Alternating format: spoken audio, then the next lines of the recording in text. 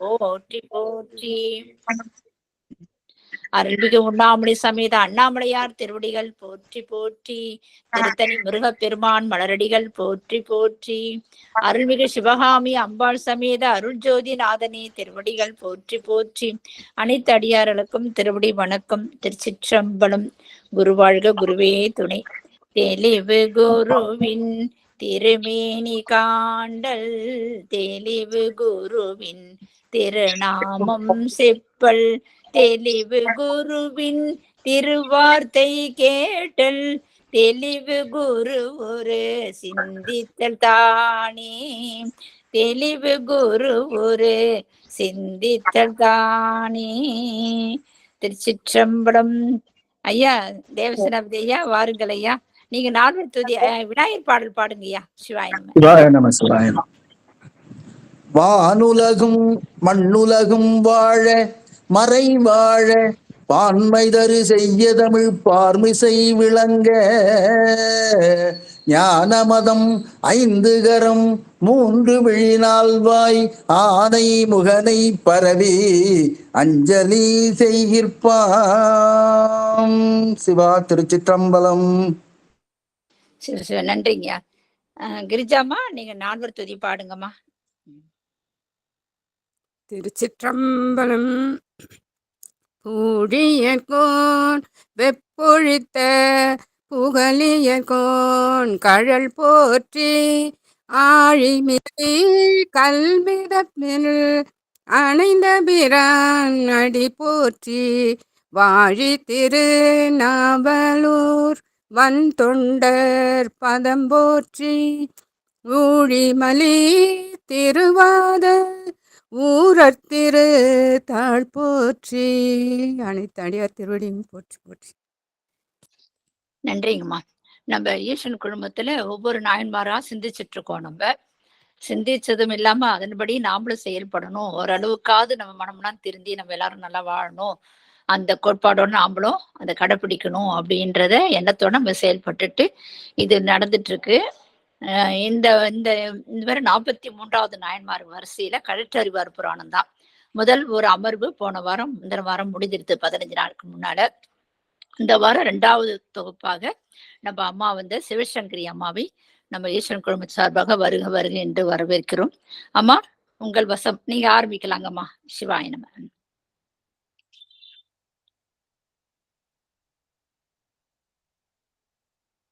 அம்மா mic on பண்ணிட்டு செய்யுங்கம்மா. சிவசிவா. ஓம் நம சிவாய. திருச்சிற்றம்பலம். அனைத்து சீரடியார் பெருமக்களின் அருள் பொற்பாதங்களையும் அன்புடன் பணிந்து போற்றி வணங்குகின்றேன்.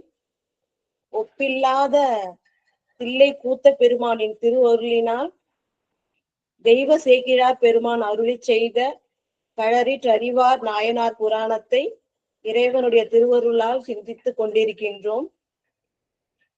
இதனை மிக சிறப்பாக இறை இன்பத்தோடு அனுபவித்து நலம் பெற எல்லாம் வல்ல இறைவனின் பொன்னார்ந்த திருவடிகள் துணை செய்யட்டும் என வாழ்த்தி வணங்கி ஆரம்பிக்கின்றேன். முதல்ல போன வகுப்புல என்ன நடந்தது அப்படின்னு சொல்றத ஒரு சிறு முன்னோட்டம் பார்த்தோம்னா நமக்கு தெளிவாக இருக்கும். பெருமை பொருந்திய கேரள நாடு, அது மலை நாடு அப்படின்னு பெரும் புகழ் பெற்றது. மலைகளை அரணாக கொண்டது.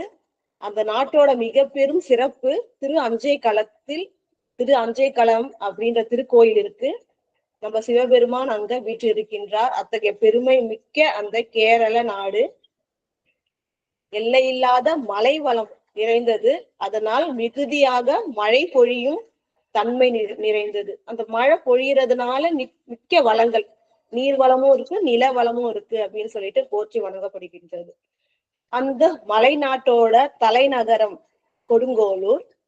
அந்த கொடுங்கோலூர் அப்படின்ற அந்த தலைநகரத்துக்கு இன்னொரு பேரும் உண்டு. அதாவது மகோதை அப்படின்ற அருள் நாமமும் உண்டு. அந்த திருப்பதியில அந்த கேரள நாட்டுல அடியார்கள் செய்த பெரும் தவத்தினால் இது உலகம் உய்ய பெருமா கோதையார் அப்படின்றவர் திரு அவதாரம் செய்தருளினார். அவருடைய இயற்பெயர் சேரமான் பெருமாள் நாயனாருடைய இயற்பெயர் பெருமா கோதையார். அது வந்து அந்த அந்த குடிகள் அந்த ஊரோட சிறப்பு சொல்லும் பொழுது எப்படின்னா மிகுதியாக யானை வளம் மிகுந்து இருக்கும் அப்படின்னு சொல்றாங்க. மக்கள் வந்து மிகுதியான செல்வங்கள் நிலவளம் நீர்வளம்லாம் இருக்கிறதுனால செல்வங்கள் மிக பெருகி இருக்கும். மக்கள் வந்து அறப்படி அற வழிபடி வாழ்ந்து உய்ந்தார்கள். அதனால் மிகுதியான இன்பம் நிறைந்ததாக விளங்குகின்றது அப்படின்னு சொல்லிட்டு பார்த்தோம். இங்க சேரமான் பெருமாள் நாயனார் ஆகிய பெருமா கோதையாருக்கு என்ன தெரியுது அப்படின்னா இந்த உலக இயல்பும் அரசு இயல்பும் உறுதி கிடையாது அப்படின்ற உண்மை உணர்ந்ததுனால திரு அஞ்சை களத்துல வீற்றிருக்கின்ற சிவபெருமானுக்கு ஒப்பில்லாத திருத்தொண்டுகள் நாளும் செய்து கொண்டிருக்கின்றார். விஜய காலையிலேயே வந்து எழுந்து புனல் மூழ்கி திருநீற்றிலும் மூழ்கி, அதுதான் நம்ம பார்த்தோம். அதாவது புற தூய்மை அக தூய்மை. புற தூய்மை நீரால் அமையும், அக தூய்மை திருநீற்றால் உருவாகும். அதனால விடிய காலம்பரையே வந்து நீராடி திருநீர் அணிந்து சுவாமியோட திருநாமத்தை ஓதி சுவாமிக்கு திருத்தொண்டுகள் செய்து கொண்டே இருக்கின்றார். எல்லா வகையிலும் என்னென்ன திருத்தொண்டு அப்படின்னு பார்த்தோம்னு சொன்னா நந்தானா சுவாமிக்காக வந்து அர்ச்சனை செய்வதற்கு அபிஷேகம் செய்வதற்குரிய பொருட்கள் எல்லாம் கிடைக்கிறது வந்து நந்தவனத்துலதான். அந்த நந்தவனத்திலேருந்து பணிகள் ஆரம்பிச்சு சுவாமிக்கு திருமாலை கட்டுறதுக்காக வந்து பூக்கள், திருப்பள்ளி தாமத்துக்காக சில இலைகள் வேர்கள் எல்லாம் கொண்டு வந்து கொடுத்து கோயிலுக்குள்ள திரும்பி எழுக்கிட்டு அழகிட்டு மெழுக்கிட்டு பிற பணிகள்லாம் செய்து அன்போடு பாடி வணங்குவார். இந்த மாதிரி திருத்தொண்டுகள் பலவும் செய்து கொண்டிருக்கின்றார். இவர் வந்து அரச மரபில் வந்தவர். இருந்தாலும் நம்ம பார்த்தது போல அந்த அரச வாழ்வு உறுதியல்ல அப்படின்ற உண்மை தெரிந்ததுனால இறைவனுக்கே தொண்டு செய்து கொண்டு இருக்கின்றார். இந்த அரச மரபில் செங்கோல் பொறையன் என்ற அரசன் அப்பொழுது சேர நாட்டை ஆண்டு கொண்டிருக்கின்றார். அவனுக்கு என்ன தெரியுது அப்படின்னு சொன்னா இந்த அரச வாழ்வு துன்பம் மிகுந்தது, இம்மை வீட்டுக்கு வந்து இது நன்மை பயக்காது. இப்ப அரசனா இருக்கிறதுனால இம்மையில நான் அரசனா இருந்தேன் சொர்க்கம் தான் கொடுங்கன்னு சொல்ல முடியும். இப்ப அது உறுதி பயக்காது, இறைவன் திருவடியில சேர்க்காதுன்னு உணர்ந்து அந்த அரச வாழ்வை விட்டு ஆணகத்துக்கு போறான், காட்டுக்கு போய் தவம் செய்யறதுக்கு போறான். இப்ப அடுத்து அரசன் வேணுமே அப்படின்னு சொல்லிட்டு அமைச்சர்கள் சிறந்த மதியினை உடைய நீதி நூல்லாம் கற்ற அரச விதிகள்லாம் கற்ற அமைச்சர்கள்லாம் ஒன்று கூடி அடுத்த அரச மரபுல யார் வராங்கன்னு பார்த்தா பெருமா கோதையார் வராரு. திரு அஞ்சை களத்துக்கு போய் அவர் அழைக்கிறாங்க. ஐயா, நீங்க முடிசூட்டி ஆட்சி செய்ய வேண்டும் அப்படின்னு சொல்லும்போது அவர் இன்பமயமான சிவ தொண்டுக்கு வந்து இது துன்பமாகின்றது அப்படின்னு நினைச்சிட்டு, இருந்தாலும் உயிர்களை பாதுகாக்க வேண்டும், உயிர்களுக்கு நன்மை செய்ய வேண்டும் அப்படின்ற பெருங்கருணையினால இதற்கு அதாவது தன்னுடைய அன்பு நெறி தவறக்கூடாது, இறைவனுக்கு செய்கின்ற பூசையும் தவறக்கூடாது, தவறாத அரசாட்சி செய்ய இறைவன் திருவுள்ளம் செய்வாராகில் இதனை ஏற்பேன் அப்படின்னு சொல்லிட்டு திரு அஞ்சை திருத்தலத்துக்கு போய் சுவாமி கிட்ட வந்து விண்ணப்பம் செய்கின்றார். அப்ப வந்து இறைவனுடைய ஒப்பில்லாத கருணையினால என்னென்ன கிடைக்குது அப்படின்னு பாத்தீங்கன்னா, அதாவது எல்லா உயிர்களும் கழறின, மனித உயிர்கள் மட்டும் இல்லாம எல்லா உயிர்களுடைய துன்பத்தையும் போக்கணும்னா அந்த அந்த உயிர்கள் பேசுகின்ற மொழியை தெரிஞ்சுக்கணும் அப்படின்றதுனால யாவும் யாரும்ன்றாங்க. இப்ப யாவும்னா மனிதன் மட்டும் இல்லாம மற்ற உயிரின பொருட்கள் அக்ரிணை, அதுவும் கூட யாவும் யாவும் கழறினவும் அறியும், அதெல்லாம் அறிகின்ற தன்மை. அதுக்கடுத்தது வந்து எப்போதும் விரும்பும் காதல் வழிபாடு, இறைவனை எப்போதும் பூஜிக்க வேண்டும், அதுக்கு தடை ஏற்படக்கூடாது. அதை முதல்ல வாங்கிட்டு அடுத்தது உயிரும் யாவும் யாரும் சொல்பவனவற்றையெல்லாம் அறியக்கூடிய தன்மை, அதையும் வாங்கிக்கிறாரு. அடுத்தது முடிவே இல்லாத கொடை, எவ்வளவு கொடுத்தாலும் அல்ல குறையாத அந்த கொடையும், வீரம் எப்பொழுதுமே வெற்றி பெறுகின்ற அந்த அருளும், படை வாகனம் அரசர்களுக்கு என்னென்ன வேணுமோ அந்த படை வாகனங்கள் எல்லாமே திருவஞ்சை களத்துல இருக்கிற இறைவன் இவருக்கு அருளுகின்றார். இந்த ஒப்பில்லாத அந்த சிவ தொண்டு செய்ததோட பலன் வந்து எவ்வளவு சிறப்பா இருக்கு பாருங்க. இந்த அரசாட்சிக்கு தேவையான அத்தனை உறுப்புகளும் இறைவன் கொடுத்து அருளுகின்றார். அதனை பெற்றுக்கொண்டு அவர் திருக்கோயிலை விட்டு வெளிவருகின்றார். இதுவரை வந்து போன வகுப்புல பார்த்தோம். இப்ப இறைவன் திருவருளால மற்ற பாடல்களை சிந்திப்போம். 16வது பாடல். உரிமை நாளில் ஓரை நலன் எய்த மிக்க உபகரணம் பெருமை சிறக்க வேண்டுவன எல்லாம் பிறங்க மங்களம் செய்து. உரிமை நாளில், இந்த நாள் குறிச்சிருப்பாங்க இல்லையா, இந்த நாள்ல முடிசூட்டணும் அப்படின்னு சொல்லிட்டு, முடிசூட்டுவதற்கு உரிய அந்த நாளில் ஓரை நலன் எய்த. இந்த ஓரை அப்படின்னு சொல்றது கேள்விப்பட்டிருப்பீங்க எல்லாரும். வந்து அந்த ஓரை, அந்த குரு ஓரை இருக்கும், அதுல செய்யணும், சுக்கிர ஓரை இருக்கு அப்படின்னு சொன்னாங்க. அந்த ஓரை அப்படின்னா என்ன அப்படின்னு பாத்தீங்கன்னா, அது 1 மணி நேரம் கொண்டதாக விளங்கும். அந்த ஓரை அந்த கேலண்டர்ல பின்பக்கம் பாத்தீங்கன்னா அந்த ஓரை பத்தி தெரியும். அந்த ஓரை வந்து 1 மணி நேரம் கொண்டதாக இருக்கு. நம்ம முகூர்த்தம் தான் ஒண்ணு சொல்லுவோம். அதாவது இந்த ஒரு நாழிகை அப்படின்றது என்னன்னு பாத்தீங்கன்னா 24 நிமிடங்கள் கொண்டதுதான் ஒரு நாழிகை. இப்ப 2 நாழிகை அதுதான் வந்து ஒரு ஓரை அப்படின்னு சொல்றது. அந்த ஓரையில, அந்த குறிப்பிட்ட சுப ஓரையில தான் வந்து முடிசூட்டணும் அப்படின்றதுனால அந்த குறித்த நாள்ல அந்த சுப ஓரை, மங்கள ஓரை எப்ப வருதோ அந்த நேரத்துல முடிசூட்டு விழாக்க வேண்டியது எல்லாமே செய்யறாங்க. எப்படி அதுவும் சொன்னா, மிக்க உபகரணம் பெருமை சிறக்க, அதாவது முடிசூட்டுவதற்கு என்னென்ன தேவையோ, உபகரணங்கள் தேவையோ, புனித நீர் வேணும், எல்லா நதிகள்ல இருந்து புனித நீர் கொண்டு வருவாங்க. அது போல வந்து உபகரணம் பெருமை என்னென்ன முடிசூட்டு விழாவுக்கு தேவையோ எல்லாத்தையும் எடுத்துட்டு வராங்க. வேண்டுவனை எல்லாம் பிறங்க, அதுவும் குறைவின்றி என்னென்ன தேவையோ அதெல்லாம் குறைவின்றி மிகுதியாக சேர்த்து வைத்து மங்களம் செய்து. மங்கள சடங்குகள் என்னென்ன, இப்ப வந்து புனித நீர் ஆட்டுவாங்க, மஞ்சள் நீர் ஆட்டுவாங்க. அது போல அவரை வந்து மங்களம் செய்து, மங்களமான இசைகளை வந்து எங்கு ஒலிக்க விடுவாங்க. ஊர் ஃபுல்லா வந்து மங்களம் தருகின்ற அந்த அணிகள் வந்து அலங்காரங்கள் செய்வார்கள். இது போல மங்களங்கள் செய்து இருமை உலகுக்கு ஒரு முடி கவித்தார் எல்லா உயிரும் மகிழ் தரும நிலை அறிந்து புவி தாங்கும் கழறிற்று அறிவார்தான். இருமை உலகுக்கு ஒரு முடி கவித்தார், அது வந்து மிக மிக சிறப்பு. அதாவது எப்படி, என்ன அர்த்தம்னா, இருமை உலகுக்கு ஒரு முடி கவித்தார், ஒரே ஒரு முடி தான் சூடுறாரு, ஆனா 2 உலகையும் இவர் ஆள போகின்றார். ஏன்னா எப்பவுமே ராஜா முடிசூட்டினா அந்த நாட்டு புவியில எந்த நாட்டுக்கு அரசனா இருக்காரோ அந்த நாட்டை மட்டும்தான் ஆள முடியும். ஆனா இவர் இறைவன் திருவருளால திருமுடி சூடுறதுனால வீட்டு நெறியிலையும் அவருக்கு வந்து நன்மை கிடைக்க போகுது. அங்கேயும் அவர் அரசால போகின்றார், ஏன்னா கணங்களுக்கு தலைவராக போகின்றார் இல்லையா.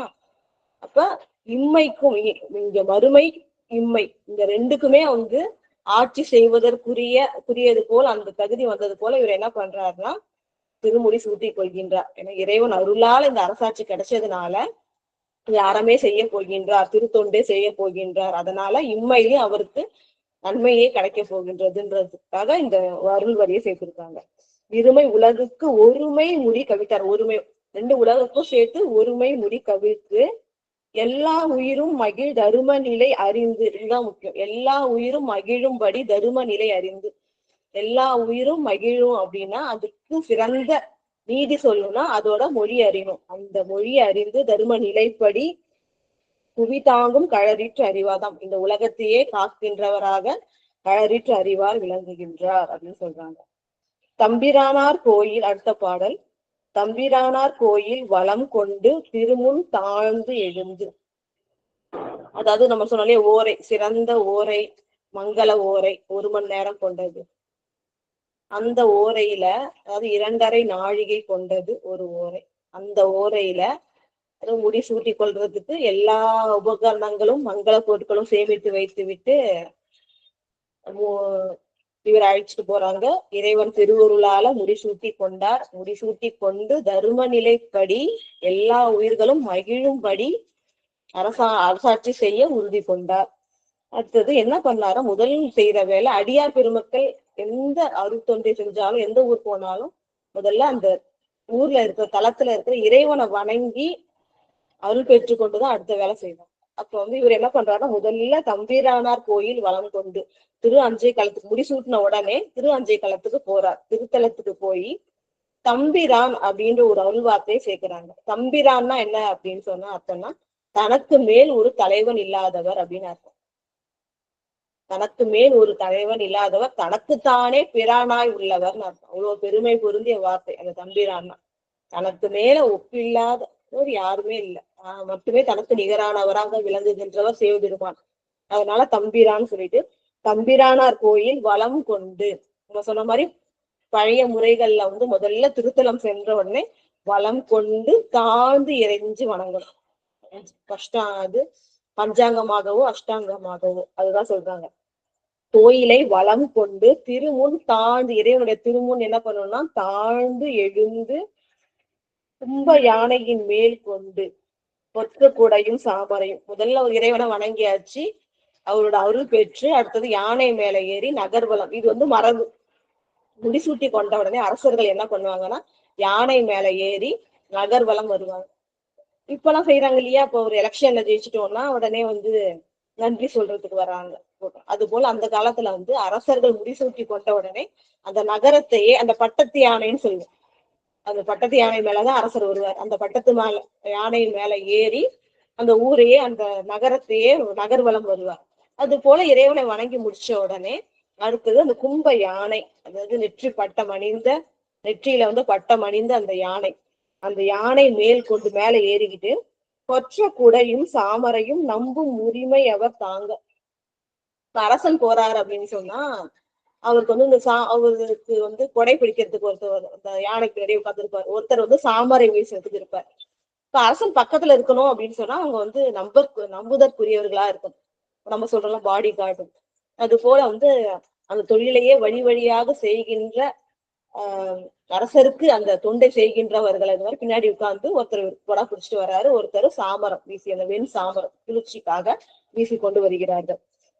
இவ்வாறு வர நகர்சூழ் வளம் கொள்வார், நகரை வளம் கொண்டு வருகின்றார்கள். இப்படி வரும்போது என்ன ஆகுது அப்படின்னு பாத்தீங்கன்னா, மொய்பில் உவரின் பொதி சுமந்து ஓர் வண்ணான் முன்னே வர கண்டான். நம்ம திருத்தொண்ட திரு அந்த அடியில பார்த்த அந்த அருள் நிகழ்வை வந்து இங்க சேக்கிழார் பெருமான் விவரிச்சு சொல்றார்.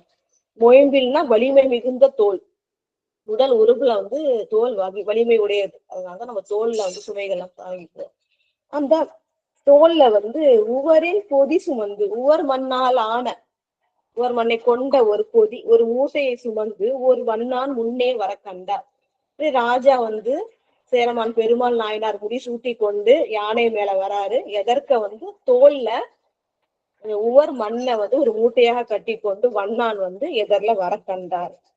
மழையில் கரைந்து அங்கு உவர் ஊறி மேனி வெளித்த வடிவினால் உழையில் பொழிந்த திருக்கரத்தார் அடியார் வேடம் என்று உணர்ந்தே. சொன்னோம் இல்லையா, அங்க அடிக்கடி மழை பெய்யும்னு சொல்லிட்டு அவர் அந்த மூட்டையை எடுத்துட்டு வர்றாரு. மழை பொழியுது. மழை பொழியறதுனால அந்த உவர் மண், உலக இருக்கிற மூட்டையில இருக்கிற உவர் மண் கரைஞ்சி உடம்பெல்லாம் அப்படியே வந்து ஊறி போயிருக்கு. அது கொஞ்சம் காஞ்ச உடனே உடம்பு முழுவதும் அப்படியே திருநீர் வந்து உத்தூலனம் சொல்லுவாங்க. உடம்பு ஃபுல்லா வந்து அப்படியே வெறும் பூசாம அப்படியே உடம்பு ஃபுல்லா அதுல அபிஷேகம் பண்ணா எப்படி இருக்குமோ அதுதான் உத்தூலனம்ன்றது. அது போல உடம்பு முழுவதும் உத்தூலனம் செய்த அடியார் மாதிரி அந்த வேடம் இவருக்கு தெரியுது. இதற்கு யானையில வந்துட்டு இருக்கிறவருக்கு வண்ணானை பார்த்த உடனே இந்த உடம்பு முழுவதும் அந்த உவர் நீர் ஊறி போய் இருக்கிறதுனால அந்த திருநீற்று வேடம் வந்து ஒரு ஞாபகம் உடனே வருது. மழையில் கரைந்து அங்கு உவர் ஊறி மேனி வெளுத்த வடிவினால், வடிவு அழகுன்றாங்க, ஏன்னா திருநீர் அணிந்தாலே அழகு இல்லையா, அந்த திருநீர் முழுவதும் அணிந்தது போல இருக்கிற அந்த அழகிய வடிவத்தை பாக்குறாரு.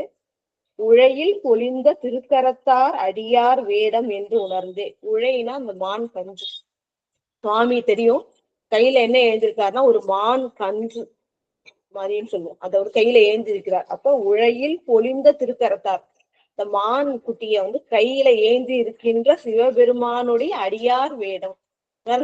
வந்து அடியார் சொல்லும் பொழுது சுவாமியை சேர்த்து சொல்றாங்க, அது எவ்வளவு பெருமை பாருங்க. கையில மான் ஏந்திய சிவபெருமானுடைய அடியார் வேடம் என்று உணர்ந்தே. இதுதான் முக்கியம். உணர்தல் அப்படின்றது அறிதல் வேற. உணர்தல்னே அதை பார்த்த உடனே மனசுல அன்பு தோன்றுது, அன்பு வந்து பெருகுது, அதுதான் உணர்தல் அப்படின்னு சொல்றாங்க. அந்த திருநீர் பூசினது போல இருக்கிற, அந்த உத்தூலனம் செய்தது போல இருக்கிற அந்த வடிவத்தை கண்ட உடனே கையில மானை ஏந்தி இருக்கின்ற சிவபெருமானுடைய அடியார் திருவேடம்னு உள்ளத்துல தோணுன உடனே அன்பு பெருகுது. இடையில் சிறந்த ஓடை முதல் யானை கழுத்தில் நின்று இழிந்து, அதாவது என்னன்னா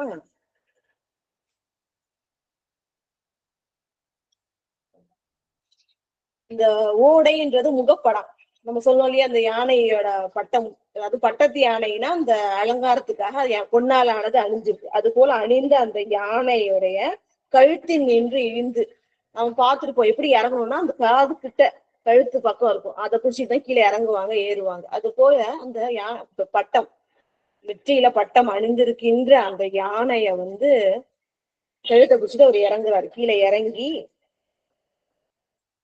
யானை கழுத்தில் நின்று இழிந்து விழைவில் பெருகும் காதலினால் விரைந்து சென்று கைதொழிதார். அதான் விழைவு அப்படின்னு சொன்னா ஆசை, ஆர்வம். விழைவில் பெருகும் காதலினால் அவரை பார்த்த உடனே அன்பு வருது, அது மேலும் மேலும் பெருகிட்டே வருது. அந்த அன்போடவே விரைந்து சென்று கை தொழுதார். யானையை விட்டு உடனே அவரு கண்ணால அந்த திருவேடத்தை பார்த்த உடனேவே உள்ளத்துல அன்பு தோன்றுது. அந்த அன்பு மேலும் மேலும் பெருகு அவசரமா இறங்கி என்ன பண்றாரு, யானையில இருந்து இறங்கி போய் கை தொழுதா. முதல்ல என்ன கை தொழுது வணங்குகின்றார் அப்படின்னு சொல்றாங்க. அதாவது இந்த திருநீற்றோட பெருமை எல்லையில்லாதது. திருநீற்றோட பெருமையை இங்க நிறைய சொல்லுவாங்க. அது நீரு பூசி அவர் அடியவரே இல்லைனாலும் அந்த அடியவரோட வேடத்தை நினைப்பிக்கிறது சிறப்பு. அதாவது எப்படி சொல்லணும் அப்படின்னு சொன்னீங்கன்னா, நம்ம பல வகையில சிவபுண்ணியங்கள் செய்வோம், இறைவன் நாமத்தை சொல்லிக்கிட்டே இருப்போம். அந்த நாமத்தை நம்ம மனசுக்குள்ளாரையும் சொல்லலாம், சில பேர் வாய்க்குள்ளார சொல்லுவாங்க, சில பேர் கேட்கும்படி சொல்லுவாங்க. அப்படி கேட்கும்படி சொன்னா கேட்கறவங்களுக்கும் புண்ணியம் வரும். ஆனா முக்கால்வாசி நிறைய மனசுக்குள்ளாரதான் சொல்லிட்டு இருக்கோம், நமக்குதான் பயன் தருதுன்னு வச்சுக்கோங்க. ஆனா அந்த திருநீற்று வேடம் இருக்கீங்களா, அதை நம்ம அனுபவிக்கும் பொழுது யார் அணிகின்றார்களோ அவர்களுடைய அக இருளை நீக்குவது அது அப்படின்னு சொல்லுவாங்க. அந்த அக இருளை மட்டும் இல்ல, மோகாதி குற்றங்களை எல்லாம் நீக்குவது. 7 குற்றங்கள் இருக்கு சொல்லுவாங்க. இந்த 7 பெரிய குற்றங்கள். அந்த 7 குற்றங்கள் முதல் குற்றம் மோகம் தான். அந்த அதான் ஆதின்னு சொல்லுவாங்க. ஆதினா முதல். அந்த எல்லா குற்றங்களையும் நீக்க வல்லது திருநீரு அப்படின்னு சொல்றத நம்ம சேக்கிழார் பெருமானே ஒருத்தர் சொல்லியிருக்காரு. திருநாவுக்கரசு நாயனார் பெருமான் புற சமயத்துல சேர்ந்து சூளை நோயினால மிகவும் துன்பப்பட்டிருப்பாரு. அப்போ உய்யும் நெறி வேண்டி திலகவதியார திருவதிகை தரிசித்து வணங்கும் பொழுது சொல்வார், இது சிவபெருமானுடைய திருவருள் தான், சிவபெருமான் திருவடியை வணங்கி அவருக்கே தொண்டு செய்யும்னு சொல்லிட்டு அந்த திருநீற்றை கொடுப்பாரு. அப்ப அந்த ஒரு அருள் வாசகம் சொல்லுவாரு. அதாவது விடிய காலையில அந்த இருள் நீங்கும் திருப்பள்ளி எழுச்சி நேரத்துல. அப்ப அந்த புற இருள் அந்த நேரத்துல நீங்குது, அந்த திருநீர் பூசினதால அக இருள் நீங்குது அப்படின்னு சொல்லுவாரு.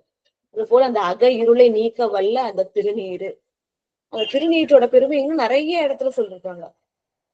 அதாவது சிறுதொண்ட நாயனார் புராணத்திலையும் பார்க்கலாம். சுவாமி பைரவரா எழுந்தொருளி உட்கார்ந்துருப்பாரு. தன்னுடைய பிள்ளையே உணவாக சமைத்து வச்சிருப்பாரு. ஆனாலும் சுவாமி திருவிளையாடலுக்காக சொல்லுவாங்க, நான் தனியாக உண்ண மாட்டோம், வேறு அடியார்களை யாராவது துணைக்கு அழைச்சிட்டு வா அப்படின்னு சொல்லும் பொழுது அடியார் இருக்க மாட்டாங்க. யாரும் இறைவன் திருவருளால கண்டுக்கப்பட மாட்டாங்க வேற யாரும். அப்போ சொல்லுவாரு திருதொண்ட நாயனார், நீர் சாத்தி இடுவார் தமை கண்டே யானும் இடுவேன் ஐயா அப்படின்னு சொல்லிட்டு, திருநீரு சாத்து இருக்கிற அடியார்களை பார்த்து நானும் இடுவேன் அப்படின்னு சொல்லிட்டு அப்ப சொல்லும் பொழுது சுவாமி சொல்வார், உண்மை போல திருநீரிட்டார் உளரோ, நீ இருந்து உண்ணும்னு சுவாமி சொல்லுவாங்க. ஆமா, உன்னை போல திருநீரிட்டார் உளரோ அப்படின்னு சுவாமியே சொல்லுவாங்க. ஏன்னா திருநீற்று மேல அவ்வளவு அன்பு பக்தி பிள்ளையே சமைச்சு போடுறாங்க இந்த சிவத்தொண்டுக்காக. அது போல அந்த திருநீற்றோட பெருமை பலவாறு போற்றி வணங்கப்படுகின்றது. அந்த பேரொளி உலகம் ஃபுல்லா அந்த பேரொளி விளங்குறதுக்கு காரணமே அடியார்கள் பூசி இருக்கின்ற அந்த திருநீரு தான்.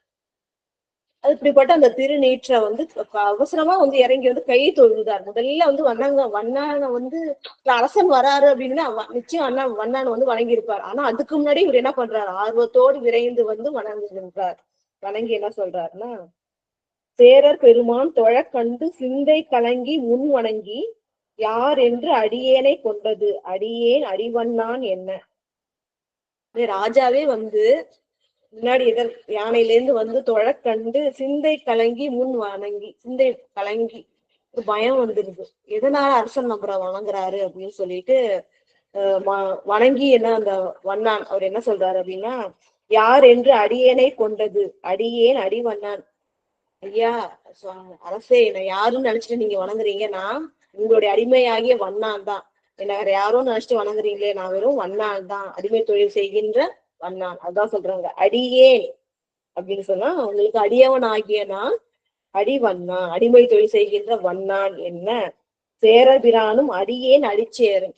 இப்ப என்ன மரபுனா, இப்ப வந்து யாராவது ஒருத்த புதுசா பார்த்தோம்னா நான் யாரு அப்படின்னு சொல்லிட்டு அறிமுகப்படுத்திட்டு, எதற்கு இருக்கிறோம் நான் இவங்க அப்படின்னு, நான் இன்னாரு அப்படின்னு சொல்லுவாங்க. அது போல இவர் வந்து அடியேன் அடிச்சேரன் அப்படின்னு சொன்னோடனே அவனை சேரன் சொல்றாரு. அடியேன் அடிவண்ணான்னு வண்ணான்னு சொன்ன உடனே இவர் என்ன சொல்றாரு, அடியேன் அடிச்சேரன், நான் வந்து அடியனாகிய சேரன், அடியார்களுக்கெல்லாம் அடியனாகிய சேரன். இதுதான் அடியேன்னா என்ன அர்த்தம்னா, அடியார்களுக்கும் இறைவனுக்கும் அடியவனாகிய அடிச்சேரன் அப்படின்னு சொல்லி வணங்குறாரு என்று திருநீற்றின் வார வேடம் இணைப்பித்தீர் வருந்தாது ஏதும். இதான் சொல்றாரு. திருநீற்றோட ஒப்பில்லாத அந்த வேடத்தை நினைப்பித்தீர்கள். நம்ம சொல்லி அந்த 5 எழுத்து கூட வெளியில சொன்னா புண்ணியம், ஆனா திருநீரு அணிபவர்களை பார்த்தாலே நமக்கு அந்த புண்ணியம் கிடைக்கும். நெற்றியில திருநீரை பார்த்தாலே சிவபுண்ணியம் நமக்கு கிடைக்கும். மற்றவர்களுக்கும் நன்மை பயக்கக்கூடியது. அதுதான் இப்ப சொல்றாரு. நீங்க வந்து திருநீற்றோடைய அந்த அடியார்களுடைய சிவ வேடத்தை நினைப்பித்தீர்கள், அதனால வணங்குன, நீங்க வருந்தப்பட வேணாம். ஐயோ அரசருடைய நகர்வெல்லாம் நம்மளால வந்து வீணாய் தடையாயிடுச்சு, நம்ம யாரும் நினைச்சுட்டாரே அப்படின்னு சொல்லிட்டு அந்த குற்றத்துக்காக நம்மள வந்து ஏதாவது செஞ்சுட்டு வரோம்னு பயப்பட வேணாம். அடியார்களுடைய அந்த திரு வேடத்தை நீங்க நினைப்பித்தீர்கள், அது எங்களுக்கு மகிழ்ச்சி தான், அதனால நீங்க வணக்கத்திற்கு உரியவர் தான் அப்படின்றத அப்படி சொல்றாரு. திருநீற்று வேடத்தை நினைப்பித்ததுனாலேயே வணக்கத்திற்கு நீங்க உரியவர் தான், அதனால வருந்தாவே போங்க அப்படின்னு சொல்லிட்டு சேரமான் பெருமாள் நாயனார் சொல்றாரு. மன்னர் பெருமான் திருத்தொண்டு கண்டு மதிநீர் அமைச்சர்கள் எல்லாம் சென்னி மிசை அஞ்சலி செய்து போற்ற. அதாவது மன்னர் பெருமான் திருத்தொண்டு கண்டு, திருத்தொண்டுனா இங்க சிவ பக்தி, சிவனடியார்களுக்கு ஆட்பட்ட அடிமை திறம், அதெல்லாம் பாக்குறாங்க. இத்தனை பக்தியா அப்படின்னு சொல்லிட்டு எல்லார்களும் வந்து மகிழ்ந்து என்ன பண்றாங்க அப்படின்னா, மதிநீடு அமைச்சர்கள், மதியில் சிறந்த அறிவினை உடைய அமைச்சர்கள் எல்லாருமே என்ன பண்றாங்கன்னா சென்னி மிசை அஞ்சலி செய்து இவரோட சிவபக்தி சிவனடியார் பக்தியை கண்டு போற்றி வணங்குறாங்க. எப்படி வணங்குறாங்கன்னா, சென்னி மிசை கூப்பி அஞ்சலி செய்து போற்ற வணங்க. சினமால் களிறு ஏறி, அது யானை வந்து கோபமுடையது இல்லையா, அத்தகைய கோபமுடைய யானை மேல ஏறி மின்னும் மணிப்பூன் கொடிமாட வீதி மூதூர் வளம் கொண்டு. அதாவது அந்த ஊர் அந்த நகரம் எப்படி இருக்கு அப்படின்றத இங்க சொல்றாங்க. மின்னும் மணிப்பூன் கொடிகள் மாடங்கள் அப்படின்னு சொன்னா மாடின்னு சொல்றோம் இல்லையா, அது போல செல்வத்தை காட்டுது. மக்கள் வந்து எல்லாமே வந்து பெரிய மாளிகைகள் கட்டி இருக்காங்க, அதுல நிறைய மாடங்கள் வச்சுதான் மாளிகைகள் கட்டி இருக்காங்க. இந்த மாடங்கள்ல என்ன பண்றாங்க அப்படின்னு பாத்தீங்கன்னா, அலங்கரிச்சிருக்காங்க. எப்படி அப்படின்னு சொன்னா, மின்னும் மணிப்பூன், மின்னுகின்ற மணிகள், நவரத்ன மணிகளால குதிச்சு வச்ச அந்த மாடங்கள்லாம் அழகா கட்டியிருக்காங்க. அப்படிப்பட்ட சிறப்பு மிக்க மாடங்கள், அதுல கொடிகள் இருக்கு. இந்த கொடிகள்லாம் வந்து தாங்கிய அந்த மாடங்கள், அது வந்து அழகுக்காக என்ன பண்ணிருக்காங்க, நவமணிகளை பதிச்சு வச்சிருக்காங்க. நம்ம எல்லாம் வந்து ஆபரணங்கள் தான் பதிச்சு வச்சிருப்போம், அவங்க வந்து இந்த மாடங்கள்லயே பதிச்சிருக்காங்க.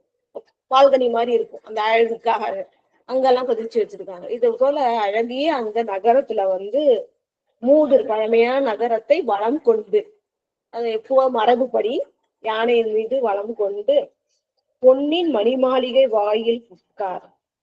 இப்ப வந்து மக்களுடைய வீடே எப்படி இருக்குன்னா, இப்ப அரசனுடைய அரண்மனை எப்படி இருக்கும், பொன்னின் மணி மாளிகை, பொன்னாலாலும் மணிகளாலும் ஆன அந்த மாளிகை, அரச மாளிகை, அதுல புகுந்து புனை மங்களம் பொழிய, அதாவது மங்களம் சிறக்க புகுகின்றார். மங்களம்னா என்ன அர்த்தம், இது வந்து சைவ நெறி தழைத்தோங்க அரசாட்சி செய்ய போறதுனால இனி மங்களம் தான், எல்லா உயிர்களுக்கும் நன்மைன்றதுனால அது மங்களம் பொருந்தியதாக விளங்குகின்றது அப்படின்னு சேக்கிழார் சொல்றாங்க.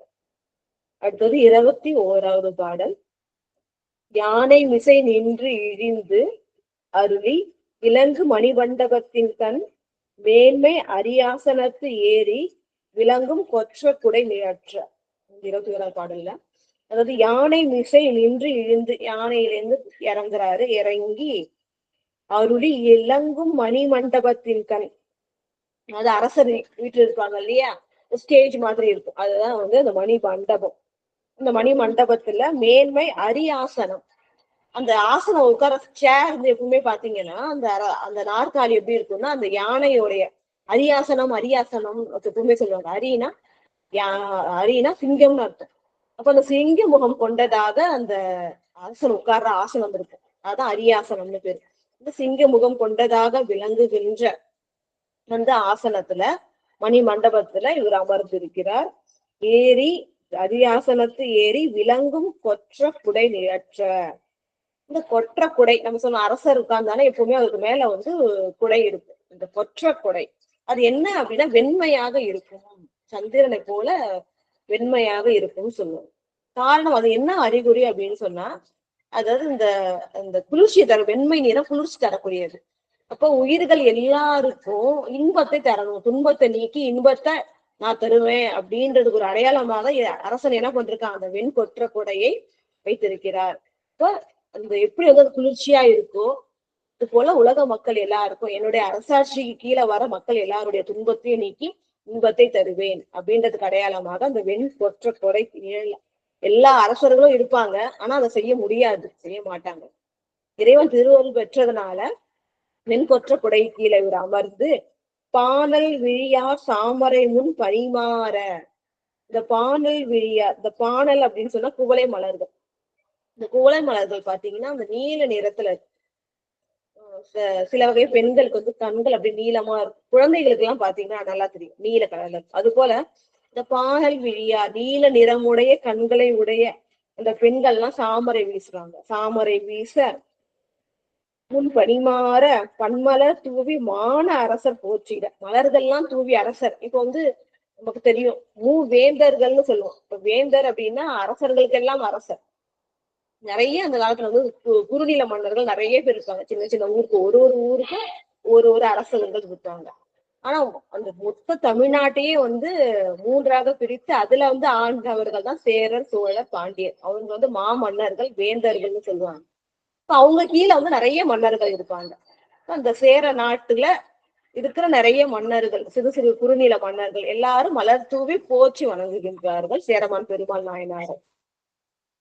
மலர் தூவி மான அரசர் போற்றிட. மலர்கள்லாம் தூவி வான அரசர்கள்லாம் பெருமை புரிந்த மற்ற அரசர்கள்லாம் போற்றிட வீற்று இருந்தார் மன்னர் பெருமானார். மன்னர்களுக்கெல்லாம் தலைவனாகிய சேரமான் பெருமாள் நாயனார் அரசாட்சி செய்கின்றார் அப்படின்னு சொல்லுவாங்க. அடுத்தது 22வது பாடல். உலகு புறக்கும் கொடை வளவர் உரிமை செழியர் உடன்கூட நிலவு பெருமுப்போக்கலாய் நீதி மனுநூல் நெறி நடத்தி. உலகு புறக்கும் கொடை வளவர், அதாவது என்னன்னா அரசர் இங்க வந்து 3 அரசர்கள் சொல்ல 3 முப்பெரும் வேந்தர்கள் அவங்க குறிப்பிடுறாங்க. இங்க வளவர்கள்னா யாருன்னா சோழ அரசர்களை குறிக்கும். உலகு புறக்கும் கொடை வளவர், இந்த உலகத்தையே காக்கின்ற கொடையினை தருகின்ற சோழ அரசர்கள். சோழ அரசர்கள் வந்து மிகுதியாக கொடைத்தன்மையில் மிகுந்தவர்கள். அன்போடு நாடி வருகின்றவர்களுக்கு, ஏழ்மையினால வந்து பணம் வேண்டி வருபவர்களுக்கு எல்லாம் வந்து நிரம்ப வந்து என்ன அவங்களுக்கு வேண்டியதோ கொடுக்குற அந்த கொடை வல்லம், அந்த கொடை உள்ளம் கொண்ட கொடை தருகின்ற வள்ளலாக விளங்குகின்ற சோழர்கள் வளவர் அப்படின்னு சொல்லுவாங்க. வளவர்னா இங்க சோழர்களை குறிக்கும், சோழ மன்னர்களும். உரிமை செழியர் உடன் கூட. செழியர் அப்படின்னு சொன்னா பாண்டியர். செழியர்கள்லாம் இங்க பாண்டிய அரசர்களை குறிக்கின்றது. அப்ப பாண்டியர்களும் உடன் கூட நிலவு பெருமுப்போக்கலாய் நீதி மனுநூல் நெறி நடத்தி அவங்களோட சேர்ந்து, அதாவது சோழர்கள் பாண்டியர்களோட சேர்ந்து பெரும் முப்போக்கலாய் 3 பெரும் அரசர்களாக விளங்கி இவங்களுக்குள்ளார ஏன்னா பகை உண்டது அப்படின்னு சொன்னா பெரிய சாம்ராஜ்யம். அப்ப நிறைய வந்து துன்பம் நேரும், போர்ல நிறைய உயிர் இழப்பு எல்லாம் ஏற்படும். அது மாதிரி இல்லாம 3 பேரும் இணைந்து இணக்கமாக இருந்து சிறப்பாக அரசாட்சி செய்கின்றார்கள். அதுதான் வந்து சேக்கிழார் பெருமான் சொல்றாரு. கொலையில் சிறந்த இந்த சோழ அரசர்களும், அது போல வந்து தமிழ்நாடு அப்படின்னு சொல்லுகின்ற அந்த தமிழுக்கே தமிழ்நாடுன்னு இப்ப நம்ம தமிழ்நாட்டை முழுவதும் சொல்றோம். பழங்காலத்துல இலக்கியங்கள் எல்லாம் வந்து பாண்டிய நாட்டை தான் தமிழ்நாடுன்னு, ஏன்னா தமிழ்ச்சங்கம் வச்சு வளர்த்ததுனால அந்த நாடாகிய தமிழ்நாடாகிய பாண்டிய நாட்டை ஆளுகின்ற பாண்டியர்களும் இந்த சேரரும் சேர்ந்து முக்கோக்களா பெரும் ராஜாக்களா 3 பேருமே சேர்ந்து நீதி மனுநூல் நெறி நடத்தி, மனுநூல்ல என்ன சொல்லியிருக்கோ அந்த நீதி வழி அரசாட்சி செய்து அழகில் அரசர் திரை கொணர. இப்ப இவங்களுக்கு கீழே இருக்கிற அரசர்கள்லாம் திரை, அதாவது நம்ம இப்ப வரி கட்டுறோம் இல்லையா அரசாங்கத்துக்கு, அரசாட்சி செய்யறது நடத்துறதுக்கு அவங்களுக்கு பணம் வேணும், மக்கள் தேர்ந்து வாங்குறாங்க. அது போல இவங்க அரசர்கள் தேர்ந்து, இவங்க கீழே இருக்கிற குறுநில மன்னர்கள் தேர்ந்து வாங்குவாங்க. அவங்க எல்லாம் திரைகள் கொண்டு வந்து கொடுக்க திரை கொணர அகத்தும் புறத்தும் பகையறு. இதுதான் முக்கியம். அதாவது நம்ம புற பகையை நீக்கிடலாம், ஆனா அகப்பகையை நீக்கிறது ரொம்ப ரொம்ப கஷ்டம். அது என்ன நம்ம குற்றம் இருக்குன்றதே நம்ம கண்டுபிடிக்கிறதே கஷ்டம். அப்படி கண்டுபிடிச்சு அதை நீக்கிறது அதை விட ரொம்ப கஷ்டம். இறைவன் திருவருளாலதான் அது நடக்கும். ஆனா இவங்க வந்து இறைவன் திருவருளை பெற்றவர்கள். அதனால வந்து நமக்கே தெரியும், சோழ அரசன் அப்படின்னு சொன்னா பார்த்தோம்னா அந்த சோழ அரசர்களுக்கு வழி வழியாக தில்லைவாழ் அந்தணர்கள் தான் முடிசூட்டுவாங்க. அவங்களோட குல தெய்வமே வந்து தில்லை நடராஜ பெருமான் தான். ஒவ்வொரு சோழ அரசர்களும் முடிசூட்டும் பொழுது தில்லைவாழ் அந்தணர்கள் தான் அவங்களுக்கு முடிசூட்டுவாங்க. அப்ப அத்தகைய அந்த பரம்பரையில வந்தவங்க. பாண்டியர்கள் அதே போல இறைவனே வந்து சோம சுந்தர கடவுளாக அரசாட்சி செய்தது.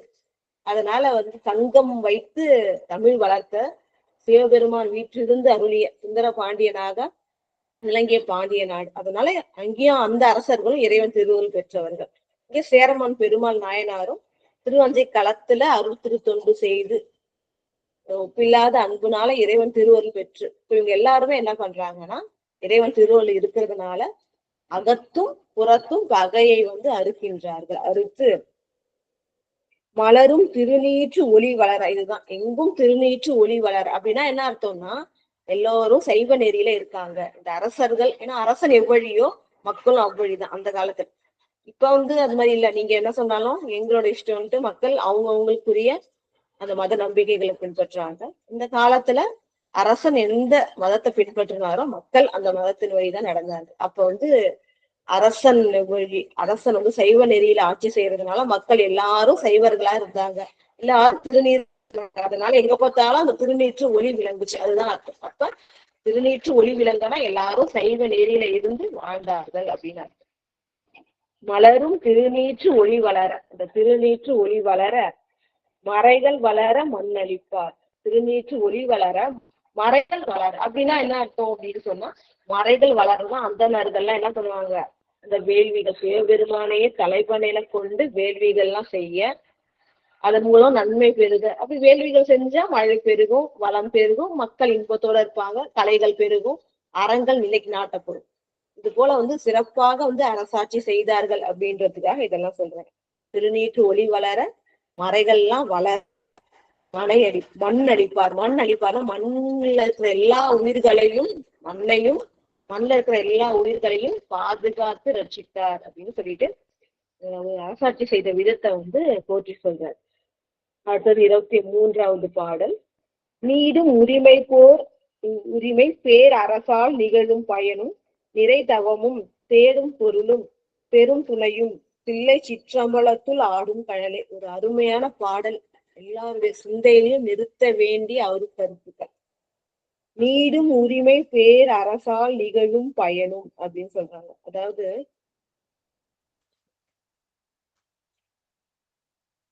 இப்ப அரசாட்சி செய்யறதுனால என்ன பலன் அப்படின்னு பார்த்தோம் அப்படின்னு சொன்னா, சாதாரணமா அரசாட்சி செய்யணும், அந்த அரசர்களுக்கு வந்து பணம் கிடைக்கும், புகழ் கிடைக்கும், அவ்வளவுதான்.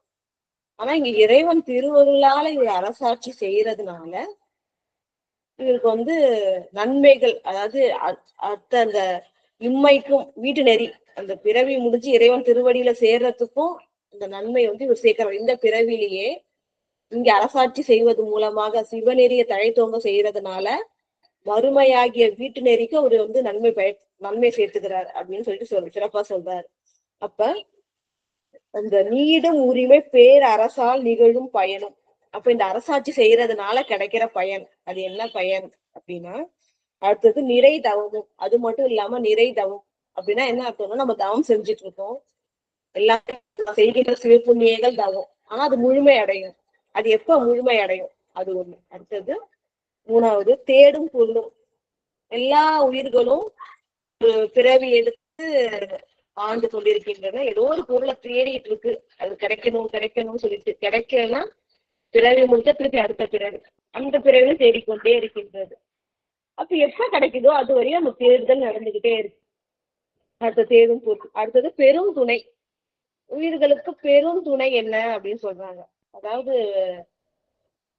பெரும் துணைனா என்ன? பிறக்கும் பொழுது தனியா வந்தோம், இறக்கும் பொழுதும் தனியா தான் போகும். துணை எந்த உயிரும் இல்லை. ஆனாலும் உயிர்களுக்கு துணைன்னு ஒண்ணு இருக்கு. இது எல்லாமே ஆட்சி செய்கிறதுனால வருகின்ற பயன்.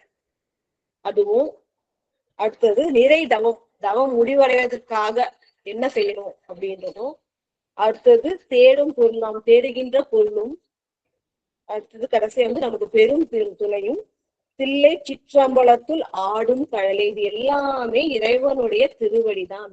அதாவது என்ன, இதை பிரிச்சு சொல்லணும்னா, இந்த அரசாட்சி செய்யறதுனால என்ன பலன் அப்படின்னு பாத்தீங்கன்னா, இறைவன் திருவடியை வணங்கணும். அப்பதான் பலன் முழுதான் முழுவதும் கிடைக்கும். அது முதல் இது. அடுத்தது நிறை தவம். என்ன தவம் செஞ்சுட்டு இருக்கோமோ அது முழுமையாகணும்னா என்ன பண்ணணும்னா, இறைவனுடைய திருவடி, தில்லையில திருக்கூத்தாடுகின்ற இறைவன் திருவடியை வணங்க வேண்டும். அது தேடும் பொருள் சொல்லல, ஒவ்வொரு பிறவிலும் தேடிக்கிட்டே இருக்கணும். எப்ப இறைவன் திருவடிதான் அந்த பொருள்ன்றத உணர்ந்து பிடிச்சுக்கிறோமோ அதுக்கப்புறம் நமக்கு கிடைக்க வேண்டியது ஒண்ணும் இல்லை. நமக்கு என்ன கிடைக்குமோ அது கிடைச்சிடும். இறைவன் திருவடியை சேர முடியும். இப்ப நம்ம ஒவ்வொரு பொருளும் சில பேருக்கு தெரியல, என்னதுக்குதான் பிறக்கிறோம், என்னதுக்கு வாழறோன்னே தெரியல, ஆனா தேடிக்கிட்டு இருக்காங்க எல்லாமே. அப்ப அந்த தேடும் பொருளும் நிறை தவமும் அரசாட்சியால் வந்த பயனும் இது எல்லாத்துக்கும் மேல பெருந்துணை. எப்படி பெருந்துணை இதுன்றது ஒரு நுட்பமான விஷயம். அதாவது பெருந்துணைனா என்ன அப்படின்னு பாத்தீங்கன்னா, இந்த உயிர்கள் இருக்கு இல்லைங்களா, பெத்த நிலை. இப்பயும் நம்ம உயிர்க்குள்ளார சுவாமி இருந்து இருக்கார். நம்ம உணர்றோம், இறைவனை உணர்றோம்னா அது இறைவன் தான் உள்ளிருந்து துணை செய்கின்றார். இந்த பிறவிலையும் சுவாமி நமக்கு துணையாக இருக்கின்றார். இறைவனை உணர்ந்து திருவடியை வழிபட்டு இறைவன் திருவடியை அடைஞ்சதுக்கு அப்புறம் திருவடி கீழையும் இன்பம் கொடுத்து நமக்கு பெருந்துணையாக விளங்குகின்றார். அப்ப எப்பவுமே நமக்கு துணை யாரு? சிவபெருமான் தான். உயிர்கள் ஆணவ மலத்துல கட்டுண்டு வருந்தி இருக்கிறது. பெருங்கருணையினால அது என்ன பண்றாரு, அந்த மலக்குழியிலிருந்து எடுக்கிறார் இல்லையா, அதனால எடுத்த திருப்பொற்பாதம் சொல்லுவாங்க. சுவாமியோடைய திருவடி எடுத்த, இது கொஞ்சம் கஷ்டமா இருக்கும், அதனால இன்னும் கொஞ்சம் விரிவா விளக்கி சொல்றோம். இந்த தில்லையில கூத்தாடுகின்ற இறைவன், அவர் தெரியும் உங்களுக்கு, ஐந்தொழில் செய்கின்றார் அப்படின்னு சொல்றோம். கையில உடுக்கையை ஏந்தி இருக்கின்றார், படைத்தல், அதுக்குள்ள அழிக்கின்றார். அவர் சம்ஹார காலத்துல எல்லாத்தையும் அனலேந்தி ஆடுகின்ற பெருமான் கையில அழித்தலுக்காக இருக்கின்றார். அப்புறம் கையில காட்டுறாரு, உனக்கு அருள் வேணும்னா என்ன பண்ணணும், என்னுடைய திருப்பாதத்தை பிடித்துக்கொள் அப்படின்னு சொல்லிட்டு காட்டுறாரு.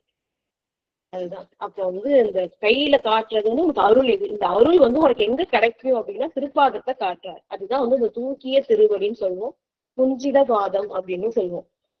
அந்த திருப்பாதம் தான் ஆடும் கழல் அப்படின்றது குறிக்கிறது. அந்த திருப்பொற்பாதம் தான், அதுதான் நமக்கு பெரும் துணை. ஏன்னா அந்த திருப்பாதம் எப்படி இருக்கு அப்படின்னு பாத்தீங்கன்னா, அது தூக்குற மாதிரி தூக்கிய திருவடின்னு சொல்லுவாங்க. அப்பனா நம்ம மலக்குழியிலிருந்து தூக்குகின்ற திருவடி. எப்படி நமக்கு ஒரு துணை அப்படின்னு நம்ம சொன்ன மாதிரி, இந்த உயிர்கள் வாழும் பொழுதும் நமக்கு என்ன பண்றாரு, இறைவனை உணர்த்துகின்ற அறிவை தருகின்றார்.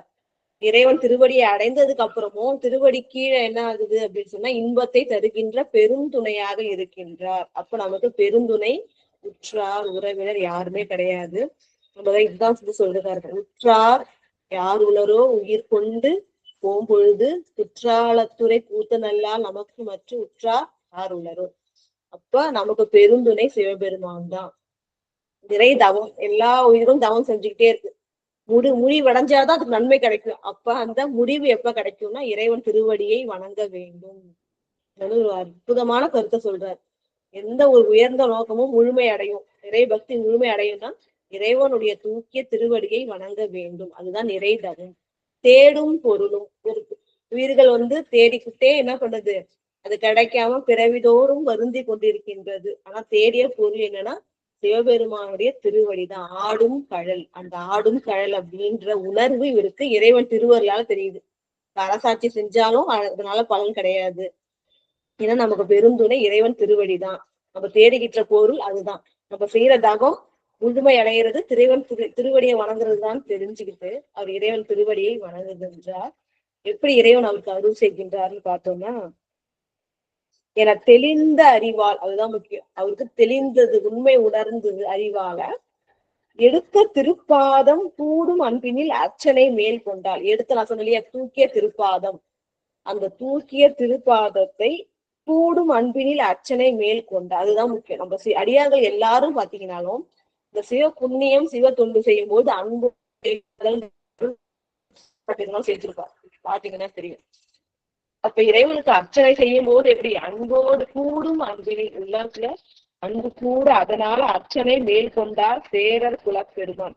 இப்ப தினமும் நம்ம கேட்டாரு இல்லையா, முதல்ல இறைவன் கிட்ட என்ன கேட்டாரு அவரு, எப்போதும் காதலோடு உன்னை அன்போடு வழிபடணும் அப்படின்னு கேட்டார். ஏன்னா அதுதான் உறுதி, எப்பவுமே நன்மை தரதுன்னு தெரிஞ்சதுனால அதை கேட்டாரு. சுவாமி அருளினார். அதன்படி தினந்தோறும் அர்ச்சனை பண்றாரு.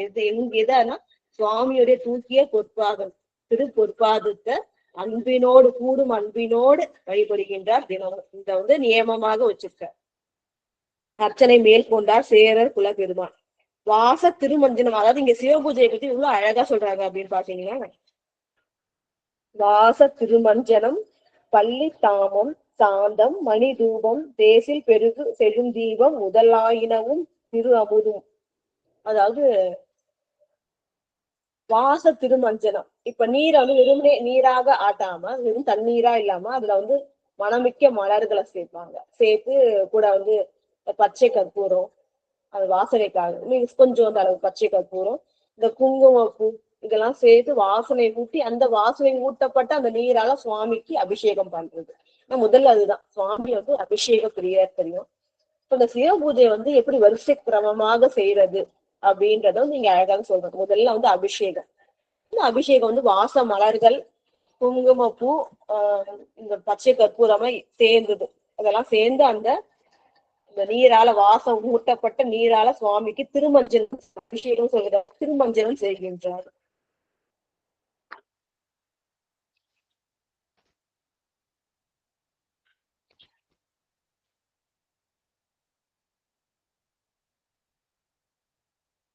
இப்போ கொஞ்சம் திருப்பி விட்டு வந்தா கொஞ்சம் சொல்லுங்கம்மா.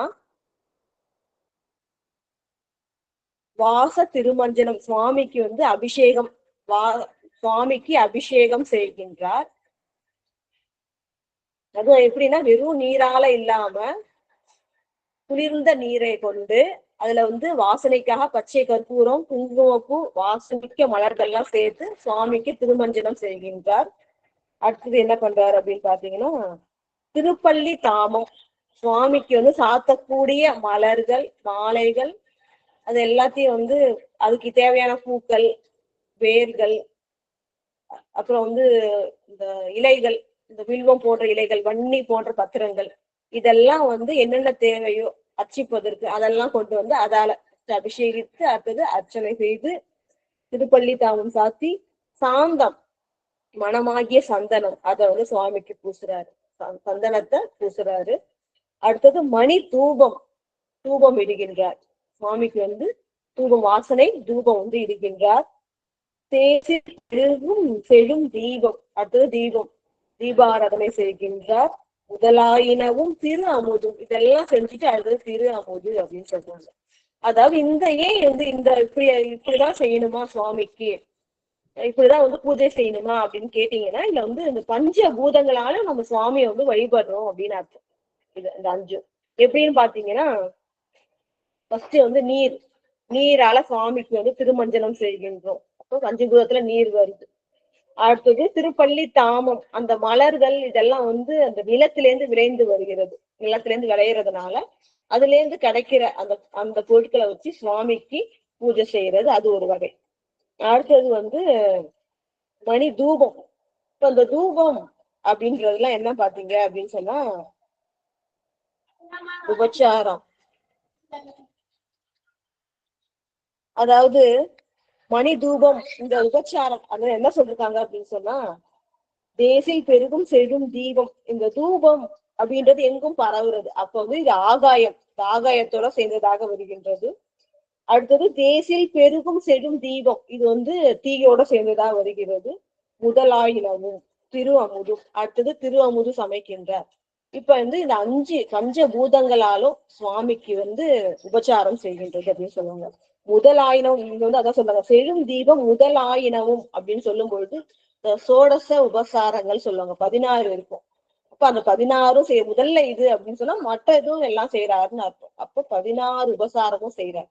நம்மளும் திருத்தலங்கள்ல பார்ப்போம், போனோம்னா சுவாமி திருமஞ்சனம் செய்வாங்க, அதுக்கப்புறம் பட்டாடை சாத்தி அவங்களுக்கு வந்து மாலை சூட்டுறது செய்வாங்க, அதுக்கப்புறம் வந்து இந்த சந்தனம் விட்டு செய்வாங்க, தூபம் ஏத்தி அப்புறம் தீபங்கள் ஏத்தி சுவாமிக்கு நெய்வேத்தியம் படைப்பார்கள். இதுதான் வந்து முறை.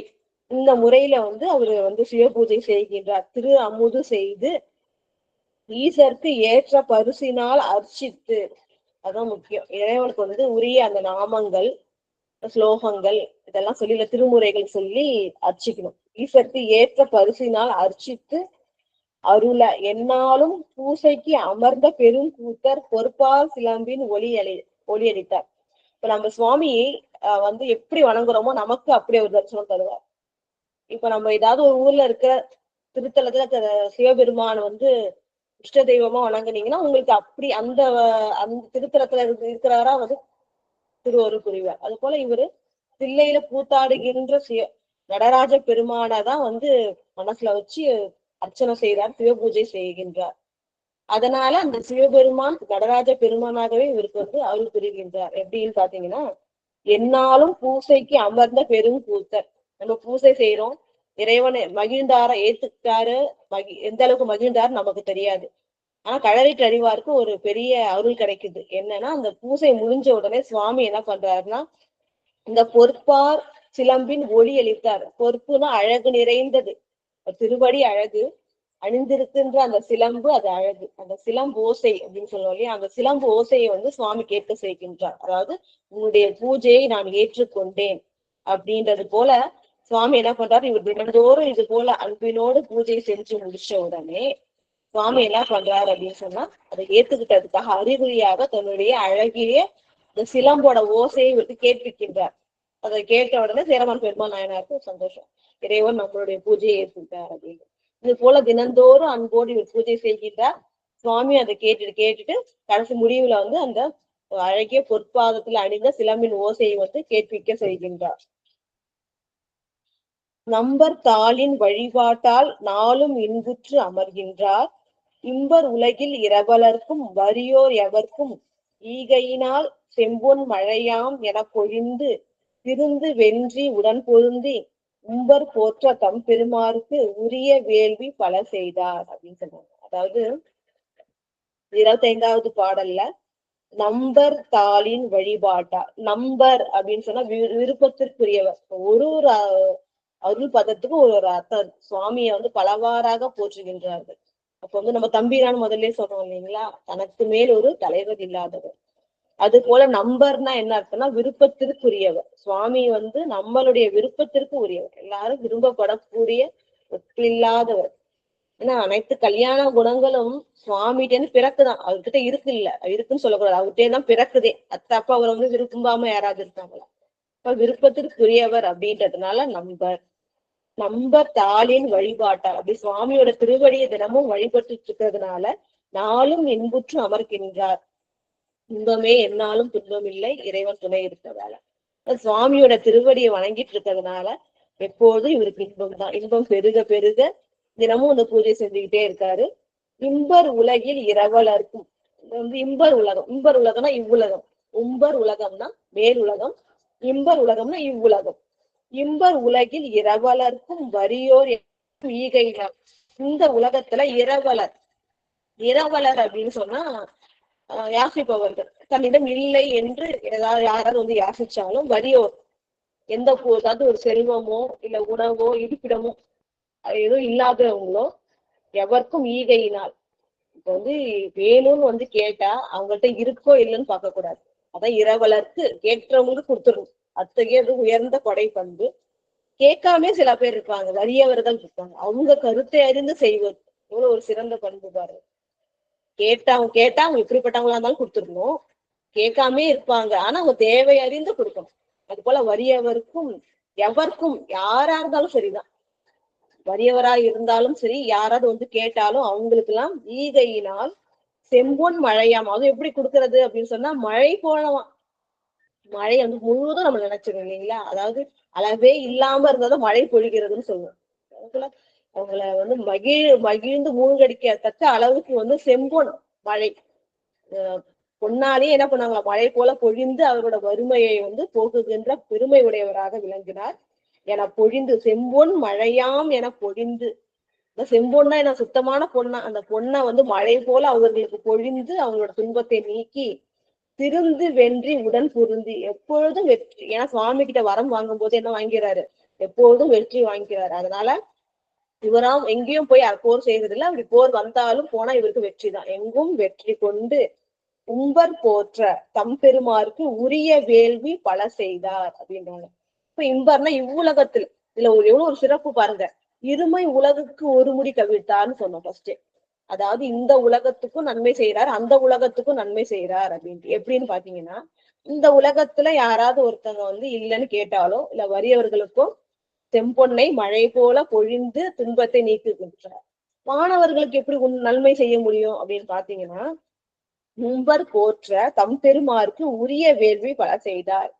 எனக்கு தெரியும், அந்த வேள்விகள் நம்ம செய்யறோம் இல்லைங்களா, அதில் பார்த்துருவீங்க அஷ்டதிக்கு எல்லா தேவர்களுக்கும் அதுல கொடுப்பாங்க, அவிர்வாகம் கொடுப்பாங்க. அது போல அவங்க அவிர்வாகம் கொடுக்கும்போது தேவர்கள் மகிழ்ந்து அதை ஏற்பாங்க. அப்ப அந்த மழையெல்லாம் வந்து தடையின்றி பொழியும், மக்கள் வந்து சந்தோஷமா இருப்பாங்க.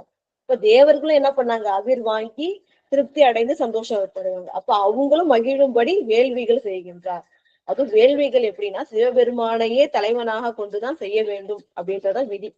அப்ப அது போல உம்பர் போற்ற தம் பெருமாருக்கு, தம்னா தம்முடைய பெருமானாகிய சிவபெருமானுக்கு உரிய வேள்வி பல செய்தார். சிவபெருமானை போற்றும் விதமாக, சிவபுண்ணியங்கள் நிறையும் விதமாக என்னென்ன வேள்விகள் இருக்கோ அதெல்லாம் செய்து உம்பர் உலகத்துக்கும் தேவர்களுக்கும் நன்மை செய்தார். அப்ப இந்த உலகத்துல இருக்கிறவங்களுக்கு நன்மை செய்தார், அந்த உலகத்துக்கும் நன்மை செய்தார். அதுதான் இருமை உலகுக்கு ஒருமை முடி கவிழ்த்தார். ஒரே ஒரு முடிதான், ஆனா ரெண்டு உலகத்துக்கும் அவர் நன்மை செய்கின்றார். அத்தகைய பெருமை கொண்டவராக சேரமான் பெருமான் நாயனார் விளங்குகின்றார். இன்ன வண்ணம் இவர் ஒழுக எழில்கொள் பாண்டி நன்னாட்டு பண்ணும் மதுரை திரு ஆலவாயில் இறைவர் வரும் அன்பால் பண்ணும் இசை பாடலில் பரவும் பான பத்திரனாருக்கு நன்மை நீடு பெருஞ்செல்வம் நல்க வேண்டி அருள் புரிவார். இவ்வாறு இவர் அரசாட்சி செஞ்சுட்டு இருக்காரு. அரசாட்சி செஞ்சுட்டு இருக்கும் பொழுது இன்ன வண்ணம் இவர் ஒழுகன, இவ்வாறு சிறப்பாக அரசாட்சி செய்து இவர் வாழ்ந்து கொண்டிருக்கும் பொழுது எழில்கொள் பாண்டி நன்னாடு, அழகிய நன்னாடு. ஏன்னா சுவாமியே அரசனாக இருந்து அரசாட்சி செய்ததுனால அந்த பாண்டி நன்னாட்டுல மண்ணும் மதுரை திரு ஆலவாயில் இறைவர். மண்ணும்னா எப்போதும் நிலை பெற்று இருக்கின்ற திரு ஆலவாயின்றது மதுரையில இருக்கிற அந்த கோயிலோட பேரு. நம்ம மீனாட்சி அம்மன் கோயில் இப்ப சொல்றோம், ஆனா அதோட பேர் வந்து திரு ஆலவாய். திருவாலவாய் கோயில்ல எழுந்தருளி மண்ணும்னா எப்போதும் இறைவன் வீட்டு இருக்கின்றார். அந்த திருத்தலத்துல இருக்கிற இறைவர் சிவபெருமான் சோமசுந்தர கடவுள் வரும் அன்பால் பண்ணும் இசைப்பாடலில் பரவும், அன்போடு இசைப்பாடலில் பரவுகின்றார். யாருன்னா பாணனார் பத்திரனார். பாணர் அப்படின்றது இந்த இசையில வந்து வல்லவர்கள், அவங்க வந்து பாணர்கள், அந்த மரபு. அதுல இருக்கிறவரோட பேர் வந்து பத்திரனார், பாண பத்திரன். இதை நீங்க பழைய திருவிளையாடல்னு ஒரு படம் வந்துச்சு, அந்த படத்துல வந்து பாத்துருக்கீங்க. அதுல கொஞ்சம் முன்ன பின்ன சொல்லியிருப்பாங்க. அந்த பாண பத்திரருக்கு அருள் செய்த வரலாறு தான் இங்க வருது நமக்கு. இந்த பாணர் அப்படின்றது அவங்களுடைய அந்த மரக்குடி, அவங்க வந்து இந்த இசையில வந்து வல்லவர்களா இருப்பாங்க. இவரோட பேர் வந்து பத்திரனார். சுவாமிக்கு வந்து அன்போட திருத்தலத்துல வந்து இந்த யாழ் மீட்டி பாட்டு பாடுவார். சிவபெருமானையே பொருளாக கொண்டு பாடுவார். அது எப்படின்னு பாத்தீங்கன்னா, இந்த அன்போடு பண்ணும் இசை பாடலில் பரவும், இசையோடு தமிழ் பாடலை வந்து பாடுகின்ற வரும் அன்பர், அதுவும் அன்போடு பாடுகின்ற பாணனார் பத்திரனாருக்கு நன்மை நீடு பெரும் செல்வம் நல்க வேண்டி. அதாவது சுவாமிக்கு வந்து என்ன ஆசை அப்படின்னா, அடியார்கள் துன்பப்பட்டா சுவாமி வந்து பொறுத்து கொள்ள மாட்டார். அப்ப அந்த பாணனார் பத்திரனார் வந்து மிகுந்த துன்பத்தோடு இருக்காரு, அவர் வறுமையில இருக்காரு. அப்ப அவரோட வறுமையை நீக்கிறதுக்காக வந்து அவருக்கு பெரும் செல்வம் கொடுக்கணும்னு சுவாமி ஆசைப்படுறாரு. அந்த பெரும் செல்வமும் நன்மை தருவதாக இருக்கும் அப்படின்றாரு சுவாமி நினைக்கிறாரு. அதான் நன்மை நீடு பெரும் செல்வம், நன்மை தருகின்ற, நீடுனா எப்பவுமே நிலை பெற்று இருக்கணும். ஏன்னா செல்வம்ன்ற பேரே வந்து சென்று கொண்டே இருக்கும்னு சொல்லுவாங்க, போயிட்டே இருக்கும். ஆனா அது நிலை பெற்றதாகவும் இருக்கணும். அதாவது இவரோட வறுமை இனி எப்போதும் வரக்கூடாது இவருக்கு. நன்மை தரக்கூடியதாகவும் இருக்கணும். அது மாதிரி ஒரு செல்வத்தை கொடுக்கணும்னு சொல்லிட்டு திரு ஆலவாயில இருக்கிற சுந்தரேச பெருமான் ஆகிய சிவபெருமான் வந்து திருவுள்ளத்தில் கொள்கின்றார். அது வேண்டி என்ன செய்யறாரு அப்படின்னு பாத்தீங்கன்னா, இரவு கனவில் எழுந்தருளி இந்த பாணனார் பத்திரனாருக்கு வந்து கனவுல பத்திரனார் எழுதி கனவுல வந்து என்ன சொல்றாங்கன்னு பாத்தீங்கன்னா, என்பால் அன்பால் எப்பொழுதும் பரவும் சேரன் தனக்கு உனக்கு பைம்பொன் காணம் பட்டாடை விரவு கதிர்சை நவமணி பூன் வேண்டிற்று எல்லாம் குறைவு இன்றி தர நம் ஓலை தருகின்றோம் தாழாது ஏகி வருக என்று. அதாவது இது வந்து நீங்க திருவிளையாடல் படம் பார்த்துக்கும் போது உங்களுக்கு தெரியும். இந்த பானபத்திரர் அப்படின்றவருக்காக இறைவன் சுவாமி வந்து விறகு விற்ற கதை அதெல்லாம் உங்களுக்கு தெரியும். விறகு வெட்டியாக வந்து சுவாமி என்ன பண்ணாருன்னா விறகு விட்டு பானபத்திரனாருடைய பெருமையை வந்து மதுரையம்பதிக்கு அறிவித்தாரு இல்லைங்களா. அவர் இது மாதிரி அருத்திருவிளையாடல் சாமி செஞ்சதுக்கு அப்புறம் இன்னும் வந்து அந்த பானபத்திரருக்கு வந்து ரொம்ப சுவாமி மேல அனுப்பாயிடுச்சு. வேற எங்கேயும் போகாம வேற யாரையும் பாடாம எல்லாரும் சுவாமி சன்னிதிலேயே இருந்து அவரையே போற்றி பாடிட்டு இருந்தாரு. வேலை எதுக்கும் போகாததுனால அவருக்கு உணவு இல்லை, குடும்பம் வந்து கஷ்டப்பட்டுச்சு. சுவாமி நினைக்கிறார் நமக்காகவே ஒரு பாடிட்டு இருக்கான், நமக்கு மட்டுமே அந்த தொண்டனா இருக்கின்றான், துன்பத்தை நீக்கணும் அப்படின்னு சொல்லிட்டு சுவாமி என்ன பண்றாரு அப்படின்னு சொன்னா சேரமான் பெருமாள் நாயனாருக்கு வந்து ஒரு ஓலை தருகின்றார். பாசுரம் சொல்றாங்க இப்ப லெட்டர். அதாவது வருகின்ற பானபத்திரனுக்கு வந்து மிகுதியான செல்வத்தை தரணும்னு சொல்லிட்டு ஒரு கொடுக்குறாங்க. அந்த திருவிளையாடல் தான் வந்து இங்க சித்தப்படுகின்றது. எப்படி சொல்றாங்கன்னா, இரவு கனவில் எழுந்தருளி பானபத்திரருக்கு வந்து சுவாமி ராத்திரி கனவுல வந்து என்பால் அன்பால் எப்பொழுதும் பரவும் சேரன். அதுதான், அதாவது என் மேல அன்போட எப்போதுமே வணங்கி கொண்டிருக்கின்ற இந்த சேர ராஜனுக்கு உனக்கு பைம்பொன் காணம் பட்டாடை விரவு கதிர்சை நவமணி பொன் என்னென்னலாம் வந்து உனக்கு கொடுக்கணும் அப்படின்னு சொல்லிட்டு சுவாமி ஆசைப்படுறாரு பாருங்க. பைம்பொன் பசுமையான பொண்ணு, சுத்தமான பொண்ணுன்னு அர்த்தம். பைம்பொன்னா சுத்தமான பசும் பொண்ணு. காணம், காணம்னா காசு. இப்ப நம்ம இந்த காலத்துல வந்து பணம் பேப்பர்ல வருது. அந்த காலத்துல எப்படின்னு சொன்னா இரும்புல செம்புல வெள்ளியில எல்லாம் காசுகள் இருக்கும், உபயோகப்படுத்துகின்ற காசுகள். அது போல அந்த காசு காணம், பட்ட ஆடை நல்லா சிறப்பான வந்து ஆடைகள், விரவு கதிர்சை நவமணி, அதாவது கதிர்சைனா மிகுதியா அப்படியே ஒளி வீசுகின்ற நவமணிகளால் ஆன அணிகலன்கள், நிறைய நகைகள், வேண்டிற்று எல்லாம், இன்னும் உனக்கு என்னென்ன வேணுமோ எல்லாமே குறைவின்றினா என்ன அர்த்தம் அப்படின்னு சொன்னா, இப்ப நீ போய் வாங்கிட்டனா அதுக்கப்புறம் இப்ப நீ ஒரு காலத்துல உனக்கு வந்து குறைஞ்சிடுச்சுன்னு இன்னொருத்தட்ட போய் கேட்க கூடாது. வள்ளல் தன்மைனா இதுதான் சொல்லுவாங்க. அதாவது அந்த காலத்துல வள்ளல் அப்படின்னு ஏன் பேர் பெற்றாங்கன்னா, அரசர் தன்னை நாடி யாராவது வந்தாங்கன்னா அவங்களுக்கு செல்வம் கொடுப்பாங்களாம், அவங்களுக்கு என்ன வேண்டியதோ அதை கொடுப்பாங்களாம். அதுவும் அதுக்கப்புறம் அவங்களுக்கு வந்து திருப்பி வறுமையே வராம, வறுமையினால வேற யாரையும் நாடி செல்லாத அளவுக்கு கொடுப்பாங்களாம். அதுதான் வள்ளல்னு சொல்லுவாங்க.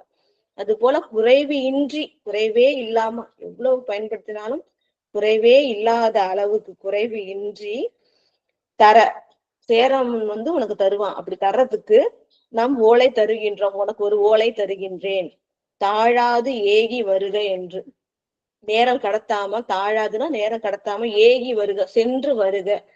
ஏன் சுவாமி சொன்னார் அப்படின்னு சொன்னா, ரொம்ப அடியாரு வானபத்திரரும் சரி சேரமான் பெருமாள் நாயனாரும் சரி, நீ போய் வாங்கிக்கோன்னு சொன்னாருன்னா என்ன அர்த்தம்னா போய் வாங்கிட்டு அவர் அங்கேயே இருந்துருவார். வருகன்னு சொன்னாதான் வருவார். சுவாமி என்ன சொல்றாரோ அதேதான் செய்வாங்க. அதனால சுவாமி என்ன சொல்றாரு, உடனே புறப்பட்டு நீ இதை வாங்கிட்டு வந்துரு அப்படின்னு சொல்லிடுறாரு. வாங்கி வருக அப்படின்னு சொல்ல, அதிர்கழல் உதியர் வேந்தர்க்கும் அருள் செய்த பெருமையாலே. அதிர்கழல் உதியர் வேந்தருக்கு, அதாவது கழல் அப்படின்னு சொல்லுவோம். நமக்கு தெரியும் அரசர்கள் எல்லாமே காலில் வந்து இந்த கழல் அணிஞ்சிருப்போம். சிவபெருமானே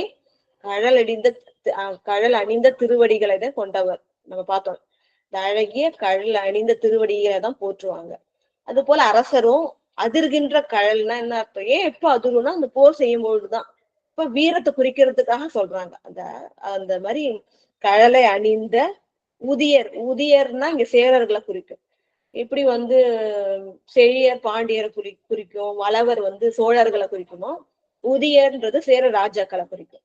இந்த உதியர் வேந்தற்கு அருள் செய்த பெருமையாலே எதிரில் செல்வத்திற்கு ஏற்ற இருநிதி கொடுக்க. அதாவது இது ரொம்ப ஒரு முக்கியமான விஷயம் பார்க்கணும். அருள் செய்த பெருமையாலே, அதாவது இவர்கிட்ட செல்வம் இருக்கு, அது வந்து வெறும் செல்வமாதான் இருக்கு, பணமாதான் இருக்கு, நகையா இருக்கு, பொண்ணா இருக்கு. ஆனா அடியார்களுக்கு அதை கொடுக்கும்போது இவருக்கு சிவபுண்ணியமா வந்து சேர்ந்துரும். அதனாலதான் சிவன் அடியார்களுக்கு வந்து, இப்ப அடியார்களுடைய வரலாறு பாத்தீங்கன்னா, நன்மைகள் செய்வாங்க, உணவு மகேஸ்வர பூஜை எல்லாம் செய்வாங்க. மற்றவர்களுக்கு செய்வதை காட்டிலும் அடியார்களுக்கு செய்வது மிக மிக சிவபுண்ணியம் நமக்கு சேரும். வெறும் செல்வமா நோட்டா வச்சிருந்தா நமக்கு அதனால பயன் கிடையாது. அது குறிப்பிட்ட காலத்துல எப்படி இருந்தாலும் போயிடும். அது இது நம்ம புண்ணியமா சேர்த்துக்கிறதுக்கு ஒரு வழி. அடியார்களுக்கு நம்ம இதை கொடுக்கணும். அப்ப அருள் செய்த பெருமையாலே இவருக்குரிய செல்வத்தை இவருக்கு அருளா மாத்துறதுக்கு சுவாமி நினைக்கிறாரு. அதனாலதான் என்ன பண்றாரு, சேரமான் பெருமாள் நாயனாருக்கு அருள் செய்கின்றார். பானபத்திரருக்கு செல்வத்தை கொடுத்து, நிறைய செல்வத்தை கொடுத்து நிறைய அருளை சேர்க்கறதுக்காக சுவாமி விரும்பி அருள் செய்த பெருமையாலே எதிரில் செல்வத்திற்கு ஏற்ற இருநிதி கொடுக்க என்று. அதாவது எதிரில் செல்வம், ஏன்னா சுவாமி கொடுத்த செல்வம் எப்படின்னு சொன்னா அதுக்கு ஒப்பு கிடையாதான், இவ்வளவு அளவு சொல்ல முடியாதான். ஏன்னா இறைவனே தந்து அருளியது இல்லையா. இப்ப அளவில்லாத செல்வத்தை சேரமான் பெருமாள் நாயனார் கொடுத்திருக்காரு. அதுலயும் ஒரு சிறப்பு பாருங்க, அவ்வளவு செல்வத்தை கொடுத்திருக்காரு, அப்ப கொடைத்தன்மையும் கொடுத்திருக்காரு. அப்ப எப்பவுமே கொடுத்துட்டே இருக்கும்னா என்ன அர்த்தம், கொடுக்க கொடுக்க வந்துகிட்டே இருக்கு, குறையாத பெருமை. அதனால எதிரியில் செல்வம், உன்கிட்ட எவ்வளவு செல்வம் இருக்கோ அதுக்கேற்றது அளவுக்கு நீ கொடுக்கணும் அப்படின்ற மாதிரி சுவாமி அருள் செய்கின்றார். அப்ப இவர் எவ்வளவு கொடுத்திருப்பாரு அப்படின்றத பாத்தீங்கன்னா நம்மளே ஆச்சரியப்பட்டுருவோம். எதிரில் செல்வத்திற்கு ஏற்ற இருநிதி, இருனா மான் அர்த்தம், மாநிதி கொடுக்க என்று. இப்ப இவருக்கு வந்து ஒரு லெட்டர் எழுதுறாரு சுவாமி, ஒரு ஓலை, பாசுரம்னு சொல்லுவோம். எப்போ பாசுரம் சொல்லுவோம்னா ஒரு உயர்ந்த அரசரோ இல்ல உயர்ந்த பதவியில இருக்கிறவங்களோ கொடுக்கும் பொழுதுதான் அது வந்து பாசுரம்னு சொல்லுவோம். அது போல சுவாமி வந்து ஒரு பாசுரம் எழுதி சேரமான் பெருமாள் நாயனாருக்காக கொடுக்குறாரு. உள்ள அர்த்தம் என்ன, உங்ககிட்ட ஒரு செல்வம் நிறைய இருக்கு, அதனால மிகுதியான செல்வம், இருனா மானிய மிகுதியான செல்வத்தை கொடுக்க வேண்டும் என்ற கருத்துல வந்து ஒரு பாடல் எழுதுகின்றார். மதிமலி புரிசை என்னும் வாசகம் வரைந்த வாய்மை கதிரொளி விரிந்த தோட்டு திருமுகம் கொடுத்தார் காண. இந்த திருப்பாசுரம் திருமுகம்னு சொல்லுவோம். இந்த திருமுகத்தை வந்து எப்படின்னா மதிமலி புரிசை அப்படின்னு ஆரம்பிக்கின்ற, மதிமலி புரிசைன்னு ஆரம்பிக்குது சுவாமி எழுதுன அந்த திருப்பாசுரத்தோட முதல் வரி. என்னும் வாசகம் வரைந்த வாய்மை கதிர் ஒளி விரிந்த தோட்டு. இந்த தோடுனா இதழ், அந்த நம்ம முதல்ல பார்த்திருக்கோம், அந்த காலத்துல வந்து இதெல்லாம் பனை ஓலைகள் தனித்தனியா இருக்கும், அதான் ஒன்னா கட்டி வச்சிருப்பாங்க. அது போல அந்த ஒரு இதழையும் தோடுன்னுவாங்க, தோடுனா இதழ்னு அர்த்தம். அப்ப அந்த ஒவ்வொரு அது மாதிரி ஒரு ஓலையில வந்து சுவாமி எழுதி கொடுக்கிறார். மதிமலி புரிசைன்னு ஆரம்பிச்சு ஒரு பாடலை, அதோட உள்ள அர்த்தம் என்னன்னா இருநிதியம், மாநிதியம் வந்து பானபத்திரனுக்கு கொடுத்து அனுப்புக அப்படின்னு சொல்லிட்டு சுவாமி எழுதி கொடுக்குறாரு. என்னும் வாசகம் வரைந்த வாய்மை கதிர் ஒளி விரிந்த. சுவாமி எழுதுறாரு, அப்ப எப்படி இருக்கும், அப்ப அந்த அந்த ஒளியே அந்த அந்த ஓலை முழுவதும் ஒளி அப்படியே பேரொளியோட விளங்குகின்றது. அது போல கதிர் ஒளி வீசுகின்ற அந்த தோட்டு திருமுகம் கொடுத்தார் காண, அரசன் காண சுவாமி வந்து கொடுக்கிறார். கனவுல அருள் செய்தார், ஆனா என்ன கையில என்ன கொடுத்திருக்காரு, காணும்படி நேர்ல திருமுகத்தை சொல்லுகின்றார். அந்த பாடல் என்ன அப்படின்னு சொல்றது பார்த்தோம், அதுதான் பொருத்தமாக இருக்கும். மதிமலி புரிசை மாட கூடல் பதிமிசை நிலவு பால் நிற வரி சிறகு அன்னம் பயில் பொழில் ஆலவாயின் மன்னிய சிவன்யான் மொழிதரு மாற்றம் பருவ கொன்மூ படியென பாவலர்க்கு உரிமையின் உதவி ஒளிதிகள் குருமா மதிப்புரை குலவிய குடைக்கீழ் செருமா உகைக்கும் சேரலன் காண்க. பண்பால் யாழ்பயில் பானபத்திரன் தன்போல் என்பால் அன்பன் தன்பால் காண்பது கருதி போந்தனன் மான் பொருள் கொடுத்து வரவிடுப்பதுவே அப்படின்னு சொல்றாரு. அதாவது என்ன சொல்றாங்க அப்படின்னு பாத்தீங்கன்னா, மதிமலை புரிசை மாடக்கூடல் அப்படின்றாங்க. அதாவது சுவாமி வந்து லெட்டர் எப்படி எழுதணும் அப்படின்னு சொல்லிட்டு அந்த காலத்திலே வந்து சொல்லியிருக்காங்க பாருங்க. ஃபர்ஸ்ட் வந்து அந்த பாசுரம் எழுதுறோம்னா வந்து யார் எழுதுறாங்க, யாருக்கு எழுதுறாங்க, என்ன விஷயம் அப்படின்றதுல அந்த பாடல் அழகா சொல்றாங்க. அந்த சுவாமி வந்து எப்படி சொல்லியிருக்காங்கன்னா, மதிமலி புரிசை மாட கூடல். புரிசைனா அந்த சுவர் சொல்லுவோம் இல்லையா, அந்த அந்த ஊரை மதுரையை சுற்றி இருக்கிற அந்த கோட்டை அரண், அது எப்படி இருக்குன்னா மதிமலி. அங்க வந்து ஆஹ் நிலாலாம் வந்து தவழுகின்றதாம். அப்படின்னா அந்த அளவுக்கு உயரமான மதிலை கொண்டது அப்படின்னு சொல்லிட்டு சொல்றாரு. மதிகள்லாம் வந்து மதி வந்து தவழக்கூடிய அந்த அழகினை உடைய அவ்வளவு உயரமான இந்த மதிலை கொண்ட மாடக்கூடல். மதுரையோட இன்னொரு பேர் வந்து நான்மாட கூடல் தெரியும். அது போல அந்த மாடக்கூடல்ல இந்த பதிமிசை நிலவு பால் நிற வரிச்சிற கன்னம். அங்க நிறைய பொழில்கள் இருக்கா, நிறைய வந்து பொழில்கள், குளங்கள், சோலைகள் இதெல்லாம் இருக்கு. அதுல அந்த அன்னங்கள் இருக்கா. அந்த அன்னங்கள் எப்படி இருக்கு அப்படின்னு பாத்தீங்கன்னா நிறத்துல இருக்கா, வெண்மை நிறத்தோடு அழகா இருக்கா. அந்த பால் நிறம் உடைய அந்த அன்னங்கள், வரிகளை உடைய அன்னங்கள் வந்து அந்த பொழில்கள்ல இருக்கு, அந்த நீர்நிலைகள்ல சுத்திட்டு இருக்கு. அது போல அழகாக விளங்குகின்ற மதுரையில ஆலவாய் இருக்கு மன்னிய சிவன் யான், அதுல நிலை பெற்று விளங்குகின்ற சிவன் யான், சிவனாகிய நான் வந்து எழுதுகின்ற இந்த திருப்பாசுரம் அப்படின்னு சொல்லிட்டு தான் யாரு எந்த மாதிரி இடத்துல இருக்காரு அப்படின்னு எழுதுறாரு.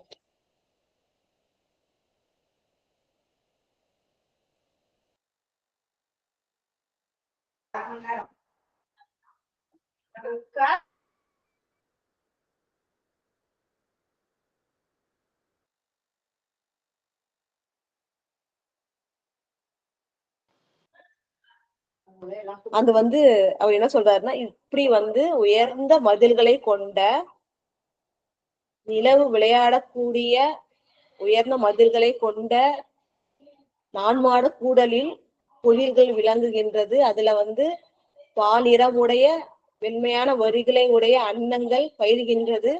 அங்க இருக்கின்ற ஆலவாயில, முதலே சொன்ன திருத்தலத்தோட பேர் ஆலவாய், அங்க விளங்குகின்ற மன்னிய சிவன் யான், எப்பொழுதும் நிலை பெற்று இருக்கின்ற சிவன் யான், நான் வந்து சிவன், அவன் உனக்கு இந்த கடிதத்தை தருகின்றேன்.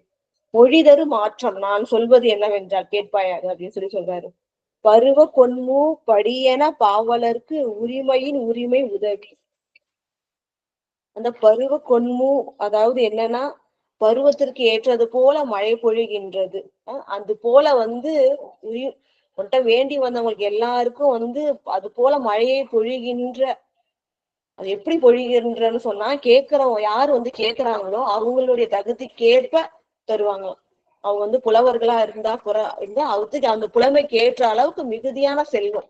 அது போல தகுதி அறிந்து அப்ப கொடுக்கிறவங்களோட தகுதியும் பார்க்கணும். இப்ப கொடுக்கிறவர் அப்படின்றது எப்படின்னு சொன்னா, இவர் வந்து சேர அரசர், அதனால அந்த இறைவன்கிட்டேருந்து வாங்கின அந்த வரத்தினால அளவில்லாம கொடுப்பாரு. அப்ப வாங்குறவங்களுக்கும் அது சிறப்பு, அவங்க சிறப்பு கருதி கொடுக்கணும். கொடுக்கறவங்களுக்கும் இப்ப வந்து யார் வந்து ஒரு சில அரசர்கள் வந்து சாதாரண மக்கள் வந்து கேட்டாலும் என்னுடைய பெருமையை காட்டணும்ன்றதுக்காக நிறைய கொடுப்பாங்க. அது போல கொடுக்கறவங்க வாங்குறவங்க எல்லா வகையிலயும் வந்து பெருமை பெறணும்ன்றதுக்காக நிறைய கொடுப்பாரு இவரு. அத்தகைய பெருமை உடைய சேரலானே காண்க அப்படின்னு சொல்றாரு. பருவ கொன்மு படியென பாவலர்க்கு உரிமையின் உரிமை உதவி ஒளிதிகழ் குருமா மதிப்புரை குலவிய குடைகீழ் பெருமா உகைக்கும் சேரலன் காண்க. இவ்வாறு இருக்கிற நீனு இங்க வந்து என்ன அப்படின்னு சொன்னா, நீ வந்து அதாவது மா அப்படின்றது ரெண்டுமே குறிக்கும், குதிரையையும் குறிக்கும் யானையையும் குறிக்கும். அது போல வந்து யானையை மேற்கொண்டு அரசாட்சி செய்கின்றவன் ஆகியவன் அவங்க சேரமான் பெருமாள் நாயனார் என்ன பண்றாருன்னா, குலவிய குடைக்கீழ்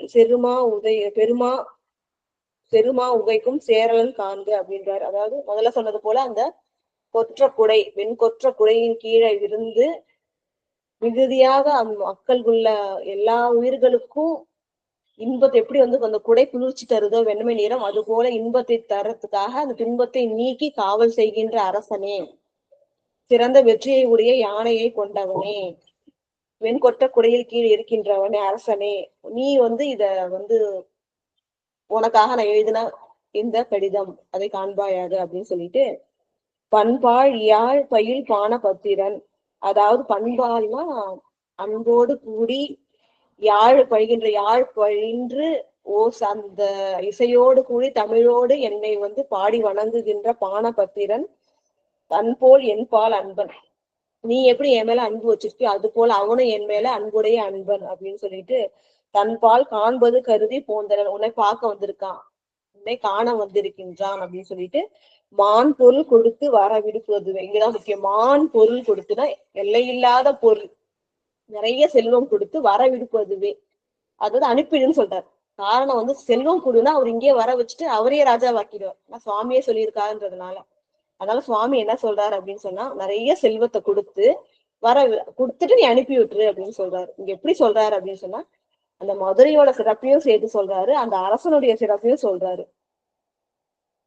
ஒளி ஒளி திகழ் அப்படின்னு சொல்லும் பொழுது ஒளி வீசுகின்ற, இல்ல இன்னொரு கருத்தும் சொல்லுவாங்க. கடைசியா வந்து சேரமான் பெருமாள் நாயனார் வந்து குதிரையில ஏறிதான் சுந்தரமூர்த்தி நாயனார் வந்து திருக்கைலாயத்துக்கு சுவாமி அனுப்புன வெள்ளை யானை மீது போவாரு. அதை தெரிஞ்சுக்கிட்டு சேரமான் பெருமாள் நாயனாரும் அவரோட போவார் இல்லைங்களா. அப்ப பக்கத்துல இருக்கிற குதிரை காதல தான் ஒரு இந்த சிவ மந்திரம் சொல்வாரு. அப்ப அந்த அந்த குதிரையில ஏறி வரப்போகின்ற அப்படின்ற ஒரு கருத்து இதுல உள்ளடங்கி இருக்கு அப்படின்னு சொல்லுவாங்க. அது போல வந்து வெற்றி பொருந்திய அந்த குதிரை படை யானை படைகளை கொண்டு வெண்கொற்ற கொடையின் கீழே இருந்து வேண்டுகவர்களுடைய தகுதி அறிந்து உன்னுடைய தகுதி அறிந்து மிகுதியான செல்வத்தை வழங்குகின்றவரே அப்படின்னு சொன்னா என்ன அர்த்தம்? மிகுதியான செல்வத்தை நீங்க கொடுக்கணும் அப்படின்றதுக்கு ஒரு குறிப்பு அது. அதுவும் எப்படின்னு சொன்னா, இப்ப அதனாலதான் சொல்றாங்க இப்ப நீ கொடுக்குற உன்னுடைய பெருமையே சொல்லியாச்சு. இப்ப வாங்குறவரோட பெருமையே அடுத்தது சுவாமி எவ்வளவு அழகா சொல்றாரு பாருங்க. உன் போல் என்பால் அன்பன், நீங்க எப்படி என் மேல எப்பவுமே அன்பு வச்சிருக்கியோ அது போல இவரும் என் மேல எப்பவுமே அன்பு வச்சிருக்கிற அன்பன். அது என்ன தொண்டு செஞ்சுட்டு இருக்காருன்னா பாடல் தொண்டு. எவ்வளவு அந்த இந்த 2 பாடல எவ்வளவு விஷயங்கள் சொல்கிறார் சுவாமி. என்ன தொண்டுனா பாடல் தொண்டு செஞ்சுட்டு இருக்காரு. யாழ் பயின்று என்ன அன்போட பாடுகின்றார்.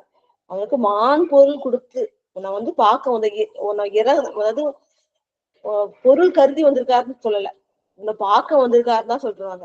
ஆனா நீ என்ன பண்ணணும்? மான் பொருள் கொடுத்து மிகுதியான செல்வத்தை கொடுத்து வர விடுப்பதுவே, அனுப்பி வச்சது அப்படின்னு சொல்லிட்டு சொல்றார் சுவாமி. சொன்ன உடனே அடுத்தது வந்து சேரமான் பெருமாள் நாயனார் என்ன செல்வங்கள் கொடுத்தாரு, என்னென்ன செல்வங்கள் கொடுத்தாரு. அவர் வந்து ஒப்பில்லாத கொடைத்திறன் கொண்டவர், அல்ல குறையாத செல்வத்தை கொண்டவர். சுவாமியே வந்து ஒரு மான் பொருள் கொடுத்து வர விடுப்பதுவேன்னு சொன்னா அப்ப என்ன பண்ணிருப்பார்? தன்னுடைய அரசாட்சியை, அரச உறுப்பு, தனக்கு சொந்தமான எல்லாவற்றையும் உற்றார் உறவினர் அமைச்சர்கள் படை வாகனம் அரசு அனைத்து செல்வங்கள் எல்லாத்தையுமே கொடுத்து எடுத்துட்டு போங்கன்னு சொல்வாரு. ஏன்னா அத்தகைய பக்தி அவருக்கு. இந்த பானபத்திரர் வந்து ஏற்றுக்கொண்டாரா, என்ன நடந்தது, இவருடைய அன்பின் செய்தியை எந்த அளவுக்கு அவர் ஏற்றார் அப்படின்றதெல்லாம் இறைவன் திருவருளால வருவாரங்கள் சிந்திப்போம் என்று சொல்லி. நெட்டு கொஞ்சம் கரண்ட் வேற போயிடுச்சு, அதான் கொஞ்சம் டிஸ்டர்பன்ஸ் ஆச்சு, மன்னிக்கணும். அப்படி நெட்டு சரியா வரலன்னா எனக்கு உடனே மெசேஜ் பண்ணுங்க, நான் அதை சரி பண்ணிக்கிறேன்னு சொல்லிட்டு பானபத்திரருக்கு சேரமான் பெருமாள் நாயனார் அருளிய திறத்தை எல்லாம் வருவாரங்களில் சிந்திப்போம் என்று சொல்லி கேட்டுக்கொண்டிருக்கின்ற புனிதர் பேரவை விதிமுறை உலகினில் விளங்கி வெல்கவே என வாழ்த்தி வணங்கி நிறைவு செய்கின்றேன். நன்றி, வணக்கம். ஓம் நம சிவாய. திருச்சிற்றம்பலம். சிவாய நமமா. திருடி வணக்கம். அருமையா ஒவ்வொரு வரியா எடுத்து ரொம்ப அருமையா விளக்கம் கொடுத்தீங்க. சிறப்பு சிறப்பு. 16வது பாடல்ல இருந்து ஆரம்பிச்சிங்கம்மா. 16க்கு முதல்ல கொஞ்சம் கருத்தெல்லாம் எடுத்து போன வாரம் என்ன நடந்தது அப்படின்ற அந்த கருத்தெல்லாம் எடுத்து விளக்கமா கொடுத்தீங்க. இந்த வாரம் 2வது அமர்வுல இந்த 16வது பாடல்ல இருந்து 24வது பாடல் வரைக்கும் 28 வரைக்கும் முடிச்சிருக்கீங்க. சிறப்பு சிறப்பு. அதாவது ரொம்ப அருமையான ஒரு விளக்கம். பெருமான் வந்து அரசாட்சி அமைக்கணும், அவருக்கு வந்து அரசாட்சி கிடைச்ச ஒரு மகுடம் அணிந்து அவர் எப்படி வர்றாரு, அந்த ஓலை நம்ம ஓரைன்னு சொல்லுவோம், ஓரைனா நலம், அந்த ஓரையெல்லாம் எப்படி நல்ல நாள் கெட்ட நாள் பார்த்து சிலவங்க எல்லாம் நல்ல காரியம் செய்வாங்க இல்லையா, அந்த மாதிரி இந்த ஓரையில அந்த முடிசுட்டு இருக்கிற நாள்ல ஓரையை நலவு பொருந்து அந்த சிறப்பா அந்த மங்களமான அந்த சடங்கெல்லாம் செய்து அவர் அரசாட்சி ஏறாரு. அவர் அரசாட்சி எடுத்துக்குள்ள எம்பெருமான்ட்ட என்ன சொல்றாரு, அந்த சடங்கெல்லாம் செய்து அரசாட்சி ஏறினா கூட அந்த அறநீதியை தவறாம நான் அரசாட்சி செய்யணும், அந்த தன்மையை அறிந்து செய்யணும் அப்படின்னு கட்டு ஒரு பெருமான் வந்து எம்மை வீடு பேரு இந்த 2 உலகுக்கும் பொருந்திய ஒரே முடியை எனக்கு அணிந்து வாழணும் அப்படின்றத அந்த முதல் பாடல விளக்கம் எடுத்து கொடுத்தீங்க. சிறப்பு. அடுத்ததாவது அவர் என்ன பண்ணிருக்காரு, இறைவன் திருக்கோயில வளர்ந்தாரு. அவர் அந்த உட்பட என்ன பண்ணாரு, ஒரு நம்மனா என்ன பண்ணுவோம், உடனே போய் நேரா அரசாட்சியில பார்க்க வந்துரும். அவ்வளவு ஒரு பெருமையில போய் ஆனா அவர் அப்படி இல்லை. அவர் போய் அந்த இறைவன் திருக்கோயில வந்து வணங்கி தன்னுடைய யானையில இருந்து அப்புறம் பரிவாரங்கள்லாம் தாங்கி அவர் யானையில வந்து ஏறி வராரு. அந்த சிறப்பு எடுத்து சொன்னீங்க. அவர் எப்படி அரசாட்சி அமைக்கணும், அது எப்படி இறைவனை வணங்கணும் அப்படின்ற அந்த கருத்தெல்லாம் எடுத்து சொன்னீங்க. அப்புறம் அவர் வரக்குள்ள பாத்தீங்கன்னா அந்த ஒவ்வொருமன் முட்டைய சுமந்து கொண்டு ஒருத்தர் வர ஐயா வராரு. அதை பார்த்ததுமே அவருக்கு என்னன்னு, ஏன்னா எல்லாமே அவங்க சிவனா தானே பாவிக்கிறாங்க. நாம தான் அப்படி இல்லை, நம்ம ஒரு அழகான ஒரு புடவை கட்டி நகையை பண்ண மனசுல மாறும். ஆனா அப்படி இல்லை, அவரு எந்த நேரமும் சிவனுடைய அந்த தன்மையே அந்த சாரத்தோட அந்த பெருமான் இருக்கிறதுனால்தான் அவங்க அந்த அடியால திருநீரிட்டு நம்ம எப்படி வணங்குவோம், ஒரு மரியாதை கொடுப்போம். ஒரு ருத்ராட்சனுக்கு நம்ம அடியாரு அப்படின்ற மாதிரி ஒரு எண்ணம் வரும். ஆனா அவர் எல்லாமே அப்படிதான் பார்த்தாரு. ஆனா அவர் பார்க்கக்குள்ள அந்த மழையில நனைஞ்சப்ப அந்த விபூதியினுடைய உடம்பெல்லாம் அதை நனைந்து அவர் அழகா அந்த மேனிலாம் அப்படி இருக்கா, அந்த அவர் பாக்குற கோலம் எப்படி இருக்குன்னு ரொம்ப அழகா சொன்னீங்க. சிவபெருமான் வந்து கையில மாணி, கையிலோட சிவபெருமான் அடியாருமே அந்த கோலமா இருக்கிறார மாதிரி அவர் கண்ணுக்கு தெரிஞ்சிருக்காரு. அது உணர்ச்சி பெருக்குல அவர் பாக்குறாரு. அப்பா இந்த யானை கழுத்து இறங்கி அவர் எப்படி அன்பா, ஆசை அன்புன்னு சொல்ற மாதிரி ஆசை அன்பால போய் சென்று அவரை வணங்கி கை கூப்பி வணங்கினாரு அப்படின்ற அந்த பாடல் எடுத்து 18வது பாடலுக்கு விளக்கம் கொடுத்தீங்கம்மா. அடுத்து 19வது 18ஆம் பாடல். ஆனா அவர் எப்படி அந்த உணர்ச்சி திருநீற்று பார்த்து ஒரு உணர்ச்சி வசப்பட்டார். அது காதல்ல பெருகி அவர் விரைந்து சென்று போய் கைத்தொழு ஒரு சிவனடியார் கோலத்திலே இருக்கிறார் என்று வணங்கினாரு. அதுக்கு அடுத்தது நாமளும் அந்த மாதிரி அதெல்லாம் மாறணும். கேட்கறதோடு மட்டும் இல்லாம ஒவ்வொரு சிவனடியாரை பார்த்து நம்ம வணங்கணும், கை கொப்பணும், அவரு கீழே விழுந்து வணங்கணும், அவங்களுக்கு பாத பூஜை பண்ணணும், எல்லாமே சிவனடியாராவே நினைச்சு நம்ம வழிபாடு செய்யணும் என்ற கருத்து தான் நம்ம உள்வாங்கணும் எல்லாமே. அந்த மாதிரி அழகா சொன்னீங்க. 19வது பாடல்ல எப்படி வணங்குறதுக்கு அடிசேரின் அடியின் அவர் சொன்னார் பாரு. அவர் வந்து அந்த வண்ணான் என்ன பண்ண கூடி குறுகி, ஐயோ சாமி என்ன போய் வணங்குறீங்களே அப்படின்னு நினைச்சு அவர் என்ன செஞ்சாரு, சாமி நான் உங்க துணியெல்லாம் துவைச்சு கொடுக்குறவர் தான், என்னை யாரு என்று எண்ணி நீங்க இவ்வாறு செய்திருக்கீங்க, நான் உங்களோட அடியேனுப்பா, உங்களுக்கு அந்த துணியெல்லாம் துவைச்சு கொடுக்குற அந்த வண்ணான் அப்படின்னு சொல்றாரு. ஆனா அவரு என்ன சொல்றாருன்னா, அடியேனுக்கு அடியேன் இதுல பாருங்களா, அடிச்சேரின் அடியேன் இருக்கு, அடியேன் அடிச்சேரின் என கூறி அவர் நீர் பூச அடியார் எல்லாமே திருநீர் அணிந்த அந்த அந்த கோலத்தையே சிவமா நினைச்சு அவர் வழிபட்டாரு. அப்ப என்ன அவர் பார்க்க கூட எனக்கு எல்லாம் சிவபெருமானே எனக்கு தோணுச்சுன்னு சொல்லி அவர் வணங்கினாரு. எனவே நீ வருத்தப்படாத, நான் வணங்குறதுக்கு நீ வணங்குவதற்குரியது. ஏன்னா அந்த கோலத்துல இருக்கிற இந்த திருநீர் கோலத்துல இருக்கக்குள்ள சிவபாடு கோலத்திலே இருக்கிறத எனக்கு நினைவூட்டுன்னு இல்லையா, அதனால உன்னை நான் வணங்குறேன், நீ பயப்பட அச்சப்படாதன்றத அந்த பாட்டை விளக்க எடுத்து சொன்னீங்க. அப்புறம் அவர் அரசாட்சி அமைக்க போகல, நகரத்தெல்லாம் வணங்கிட்டுதான் அவர் அரண்மனைக்கு போறாரு. அந்த நகரத்தெல்லாம் வணங்கக்குள்ள எப்படி அந்த அமைச்சரே வணங்குறாராம். இப்ப இப்படிப்பட்ட ஒரு மன்னர் நமக்கு கிடைச்சிருக்காருட்டு அவர் நினைச்சு அவர் தலைமீது கை கூப்பி அந்த அமைச்சரே வணங்குறாரு. அதுக்கப்புறம் பொன் மாளிகை எல்லாம் போய் அந்த நகர வளம் வந்து அந்த அரண்மனைக்கு போகிறாரு. அது அடுத்தது வந்து யானையில இருந்து இறங்கி அரியாசனம், அரிய அழகா சொன்னீங்க. அரியனா சிங்கம், அரியாசனத்துல அமர்றது அப்படின்னு அழகா எடுத்து கொடுத்தீங்க. அந்த அந்த மன்னர் வந்து எப்படி எல்லாம் வரவேற்றாங்க, அந்த மங்கையருடைய பத்தில அந்த பானல் விழியான குவளை மலர் அதெல்லாம் போட்ட விழிகளுடைய நங்கையர்ல சாமரம் வீச அவங்க மன்னர்லாம் வந்து அந்த எல்லாம் தூவி பெருமையுடைய மன்னர் எல்லாம் நினைத்து அந்த வழிபாடெல்லாம் செய்து அந்த நாயனார் அங்க வீட்டிருக்கிறாரு அப்படின்றத அந்த பாடல விளக்கம் எடுத்து கொடுத்தீங்கம்மா. 22வது பாடல் அரசாட்சி எப்படி இருக்கணும், அது நல்ல விளக்கம் கொடுத்தீங்க. அரசாட்சி உள்ளும் புறமும் பகையை அறுத்து, இந்த உள்ளம் புறம் பகை இல்லாம நீக்கி இந்த திருநீரு வளரவும் மறைகள் வளரவும் அரசாட்சி செய்தாரு. அது அரசாட்சி செய்து இந்த மண்ணோளத்தை காப்பறவரா இருக்கிறாருன்றது அந்த பாடல அழகா விளக்கம் எடுத்து கொடுத்தீங்க. அடுத்து 23வது பாடல்ல ரொம்ப சிறப்பு. இந்த பாடுதான் அது என்னதுன்னா, நிறைதவனா என்ன, தேடும் பொருள்னா என்ன, பெருந்துணைனா என்ன அப்படின்றது ஒவ்வொன்றுத்துக்கும் அழகா எடுத்து சொன்னீங்க. என்ன சிறப்பு, நம்ம ஏன் பொறுக்கிறோம், ஏன் இருக்கிறோம், எப்படிலாம் வாழறோம் அப்படின்றத அந்த நிறைதவம்னா என்ன, அந்த அந்த பொருளினா நம்ம எப்படி தேடி தேடி அடைஞ்சிட்டு இருக்கோம், நம்ம பிறந்து வந்து இதெல்லாம் இருந்து அடையறதுக்கு என்ன ஒரு கடைசி முடிவுல என்ன நம்ம நிலையை அடையணும் அப்படின்றத தேடும் பொருளும் பெருந்துணையும். அது யாரு, தில்லை சிற்றம்பலம் தான், அவன் தான் எல்லாமே. அவனுடைய ஆடிய திருவடிதான் சிறப்பு. அந்த திருவடியை நினைச்சு நம்ம வழிபாடு செய்யணும். அதான் தவம், நிறைதவம், தேடும் எல்லாமே பெருமான் தான். அப்படின்றது அந்த விளக்கம், அந்த அரசாட்சி செய்யல அது அந்த இறைவனுடைய திருவடிதான், அதுதான் நம்ம வணங்க வேணும் அப்படின்னு சொல்லி அந்த 3 பொருளுக்கு விளக்கம் எடுத்து கொடுத்தீங்கம்மா. இப்படி 24வது பாடல்ல அருமையான விளக்கம். எப்படி சாமி என்ன செய்யறாருன்னா, திருமஞ்சனம், அதாவது நம்ம வந்து எப்படி நம்ம வழிபாடு செய்யணும், அழகான ஒரு தத்துவம். பஞ்சபூத வழிபாடு தான், அதுக்கு அழகா எடுத்து எடுத்து ஒவ்வொன்றா கொடுத்தீங்க. மணினா ஃபர்ஸ்ட் என்னன்னா நீர், பஞ்சபூத வழிபாடு எப்படிலாம் செஞ்ச, நீரால வழிபட்டாரு. அடுத்தது மலர்களால நீலத்தையும் வழிபட்ட மாதிரி. அப்புறம் 3வது காற்று உபசாரம் பண்ணி மணி தூபம் போட்டாரு. 4வது செழுந்தீபம் தீ. அப்புறம் 16 சோழ உபகாரம் செய்து இந்த மாதிரிலாம் எப்படி வழிபாடு செய்யணும் அப்படின்றது நமக்கு ஒரு எடுத்துக்காட்டா இந்த சிவபூஜையை பத்தி ரொம்ப அழகா எடுத்து கொடுத்தீங்க. 25வது பாடல்ல எப்படி நம்ம அடியார்களுக்குலாம் எப்படி கொடுக்கணும், என்னென்ன பொருள் அவங்களுக்கு கொடுக்கணும், அதாவது தேவை அறிந்து அவர் உபசாரம் செய்தார்.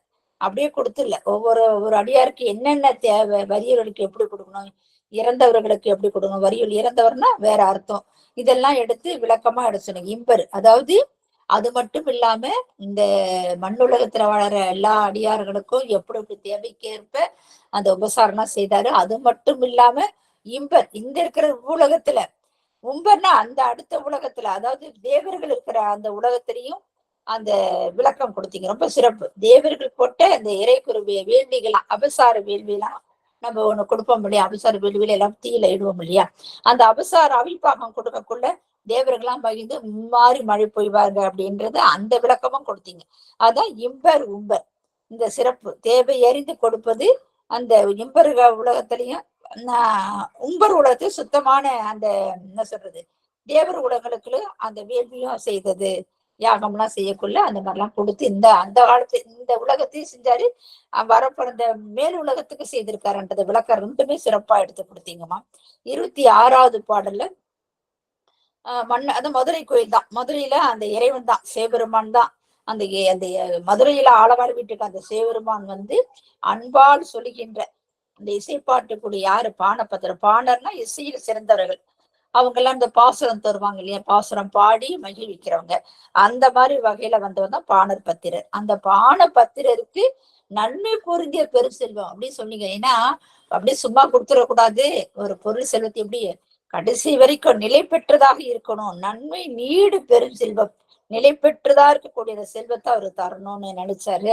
அந்த அடியாருக்கு அவ்வளவு வறுமையில இருந்தா கூட அவருக்கு அந்த பொண்ணு பொருள்லாம் போய் சேரணும் அப்படின்ட்டு இறைவன் நினைத்து, இறைவன் கனவுல வந்து பாணபத்திரர் கனவுல எழுந்து அவர் வந்து என்னது நல்ல விளக்கம் கொடுத்தீங்க. அந்த ஒண்ணு பாருங்களேன், பைம்பொருள்னா பசுமையான, 2வது காணம்னா காசு, 3வது பட்டாடைன்னா அந்த ஒளி கதிரோடைய அந்த மணிகள், அழகா பட்டாடைன்னா அந்த மேல இருக்கிற அந்த மணிகள் சேர்ந்த அந்த ஆபரணங்கள்.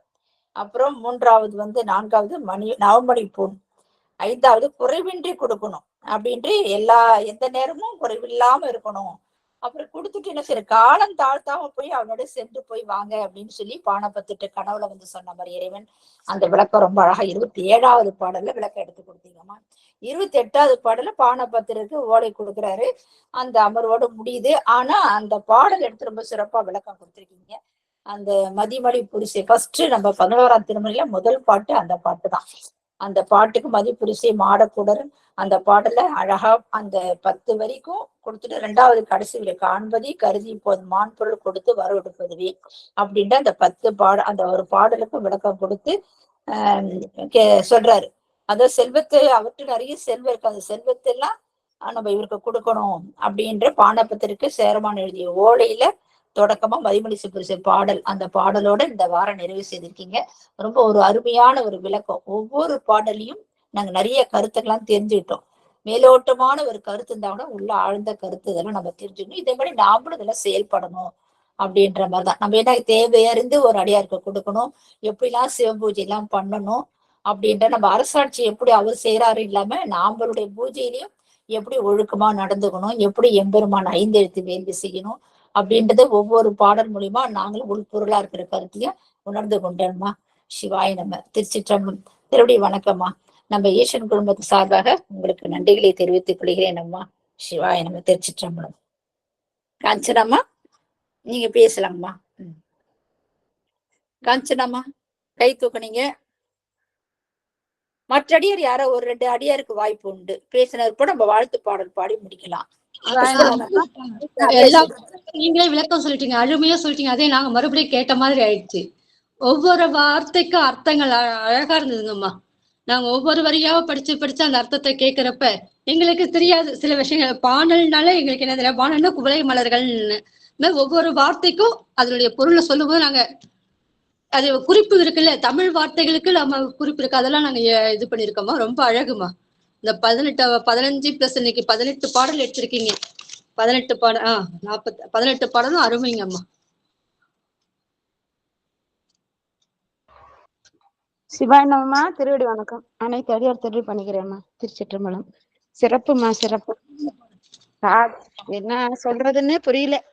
அவ்வளவு சிறப்பா ஒவ்வொரு வார்த்தையும் அன்பு, அந்த அன்பு அன்பு அன்பு அருள் அருள்னு அப்படியே சிவனோட அருள் கலந்து இப்படி சொன்னதான் எனக்கு என்ன அவ்வளவு சிறப்பா இருந்ததுமா. முதல்ல அவர் ராஜா பதவி ஏத்துட்டு அந்த யானையை மேல ஏறி வரும்போது அந்த அன்னார் அவர் வந்து அந்த மூட்டையை தூக்கிட்டு ரொம்ப நேரம் சொன்னீங்க. அந்த மண் மூட்டையை அவர் சுமந்து வர்றப்ப அந்த திருநீர் அபிஷேகம் செஞ்சா அப்படியே மழை பொழிந்து அவர் உடம்பு பூரா இந்த மாதிரி திருநீர் அதை பார்த்தோமே சிவகோலன்னு சொல்லி அவர் யானையில இருந்து இறங்கி அவரை வணங்குறது அவ்வளோ. அது அன்பு அன்பு அன்பு. சிவன் மேல எவ்வளவு அன்பு வச்சிருந்த, திருநீர் மேல எவ்வளவு அன்பு வச்சிருக்கிறாங்க.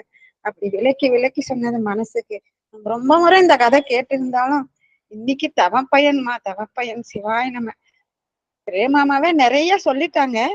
இருந்தாலும் அடியனுக்கு ஒண்ணு சொல்லணும்னு தோணிச்சு சொல்லினேன். ஆனா இந்த மதுரை சொக்கநாதரி இந்த பானபத்தருக்கு அந்த எவ்வளவு அன்பு கலந்து கொடுக்கணும். நிறைய அம்மா சொன்னாங்களே நிறைய செய்யணும். சாதாரணமா பரிசு சாதாரண கொஞ்சமா கொடுக்க கூடாது. என்ன நீ எவ்வளவு அன்பு வச்சிருக்கிறியோ அத மாதிரி அவரு அன்பு வச்சிருக்கிறாருன்னு அதை உணர்த்தி நிறைய சொன்னீங்க.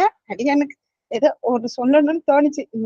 உங்களை வந்து நம்ம திருவடி வணங்கி அழிங்கிறோம். நீங்க சொன்னது எங்களை மனசுல நிறைய உங்க மேல அன்பு நாங்க செலுத்தணுங்கிறதுக்காக இந்த 2 வரி ஏதோ 1 2 எடுத்து சொல்ல அம்மா சொன்னாங்க நேத்தே.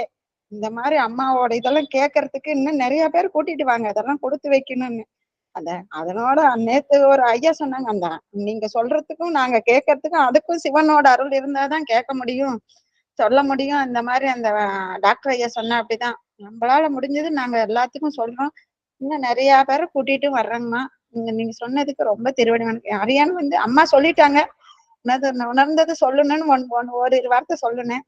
அடியான் எப்பவுமே ஒண்ணு சொல்லுவேன், நீங்க சொன்ன அனைத்துமே அற்புதம் அற்புதம் அற்புதம். கேட்டவன் அனைவருக்கும் ஆனந்தம், பேரானந்தம், ஆனந்தம் ஆனந்தம். நன்றிக்குமா, திருவடி வணிக்கிறேன். இந்த பிரேமாமா திருவடி வணிக்கிறோம். அனைத்து அடியார் திருவடி வணிக்கிறோம். சிவாய நம்ம. திருச்சிட்டோம். சிவாயன போனுசிரியம்மா பேசுங்க. திருச்சிற்றம்பலமா. சிவாய் நம்ம. அடியானுடைய தவக்கரையே போன முதல் அமர்வு அடியானுக்கு கேட்கக்கூடிய வாய்ப்பு கிடைக்கல. இப்ப 2வது அமர்வு தான் பெருமாள் திருவிழா கூட்டி வச்சுது. நீங்க சொன்னதெல்லாம் விளக்கம் அப்படியே கதை கேட்கற மாதிரிதான் இருந்தது. அதான் நீங்க வந்து பாடலுக்கு விளக்கம் சொல்ற மாதிரி எனக்கு புரியல. ஏதோ ஒரு தெரியாதவங்களுக்கு ஒரு பெரியவங்க கதை சொல்லுவாங்களா, அந்த மாதிரி கதையா கேட்கற மாதிரி தான் அடியானுக்கு தெரிஞ்சது. இந்த வயசுல இவ்வளவு ஞானம் இவ்வளவு தெளிவு உங்களுக்கு இருக்கிறது பெருமாள் திருவருள் தான். நாங்களுக்கெல்லாம் என்ன சொல்றதுன்னு தெரியல. நீங்க அந்த வெண்கொற்ற கொடைக்கு சொன்னது கருத்து நல்லா இருந்தது. வெண்கொற்ற கொடைன்னா நம்ம வந்து அந்த வெண்கொற்ற கொடைக்கு வந்து கீழே இருந்து நம்ம அரசாட்சி செய்யும் போது அதுல இருக்க உயிரினங்கள் மக்கள் அனைவரும் குளிர்ச்சியா இருக்கணும், அது எந்த தீங்கு இருக்கக்கூடாது அப்படின்னு சொல்லி அதுக்காக வெண்கொற்ற கொடைன்னு சொல்றாங்கன்னு சொன்னீங்க. அடுத்து வந்து அகத்தும் புறத்தும் பகை அறுக்கணும்னு சொன்னீங்க. புறத்து பகை அறுக்கலாம், அகத்து பகை அறுக்கவே முடியாது. பெருமாள் திருவுருள் இருந்தாதான் அதை அறுக்க முடியும் போல இருக்கு. கொஞ்சம் கொஞ்சமா நாங்களும் பயிற்சி பண்ணி பார்த்துட்டு தான் வரோம்.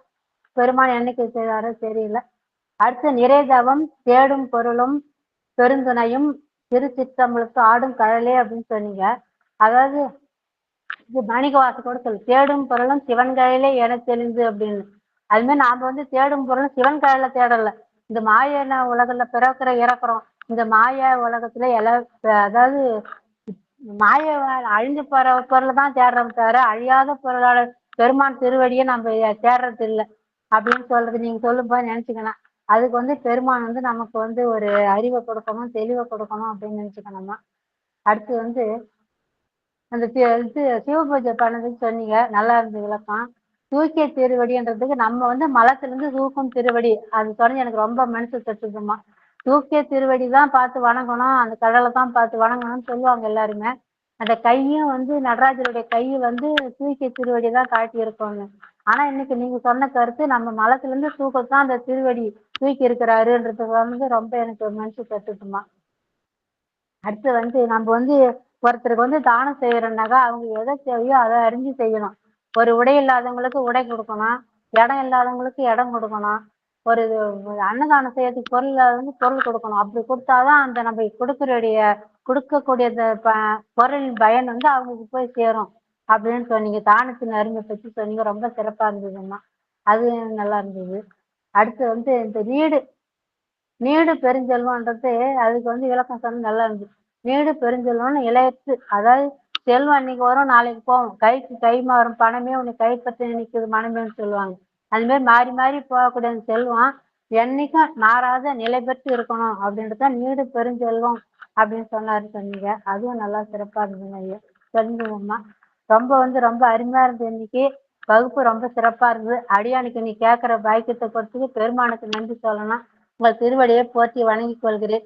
இந்த வயசுல இவ்வளவு ஞானம் இவ்வளவு தெளிவு இருக்கிறது எனக்கு ரொம்ப பெருமையா சிறப்பா இருக்கு, சந்தோஷமா இருக்குதுமா. திருச்சிற்றம்பலம். சிவாய நம்ம திருவடியை வணங்கி கொள்கிறேன். நம்ம திருச்சிற்றம்பலம். சிவாய நம சிவம். அதுதான்மா நீடு பெருசுன்னா இறைவனோட செல்வம், அவர் திருவடி அதுதான் நீங்காத செல்வம், பேரின்பம். அங்க திருவடியும் பேரானந்தம் கொடுப்பான் அப்படின்னு சொன்னது ரொம்ப சிறப்பா இருந்துச்சுங்கம்மா. சிவாய நம சிவாய நம. நன்றி புவனேஸ்வரி அம்மா. கஞ்சனாமா நன்றி. வாழ்த்து பாடல் பாடி முடிச்சுட்டு மற்ற அடியாருக்கு எல்லாருக்குமே வாய்ப்பு உண்டு, அதனால யாரும் போக வேண்டாம். சிவாயனம். வான்முகில் வழாது பெய்க மழி வளம் சுரக்க மன்னன் கோன்முறை அரசு செய்க குறைவிலாது உயிர்கள் வாழ்க நான்மறை அறங்கள் ஓங்க நர்தவம் வேள்வி மல்க மேன்மைக்குள் சைவ நீதி விளங்குக உலகமெல்லாம் மேன்மைக்குள் சைவ நீதி விளங்குக உலகமெல்லாம் ஆறிரு தடந்தோள் வாழ்க ஆறுமுகம் வாழ்க வெற்பை கூறுசை தனிவேல் வாழ்க கொக்குடம் வாழ்க செவ்வேல் ஏரிய மஞ்சை வாழ்க யானை தன் அணங்கு வாழ்க மாறிலா வள்ளி வாழ்க வாழ்க சீரடியார் எல்லாம் மாறிலா வள்ளி வாழ்க வாழ்க சீரடியார் எல்லாம் வாழ்க சீரடியார் எல்லாம். திருச்சிற்றம்பலம்.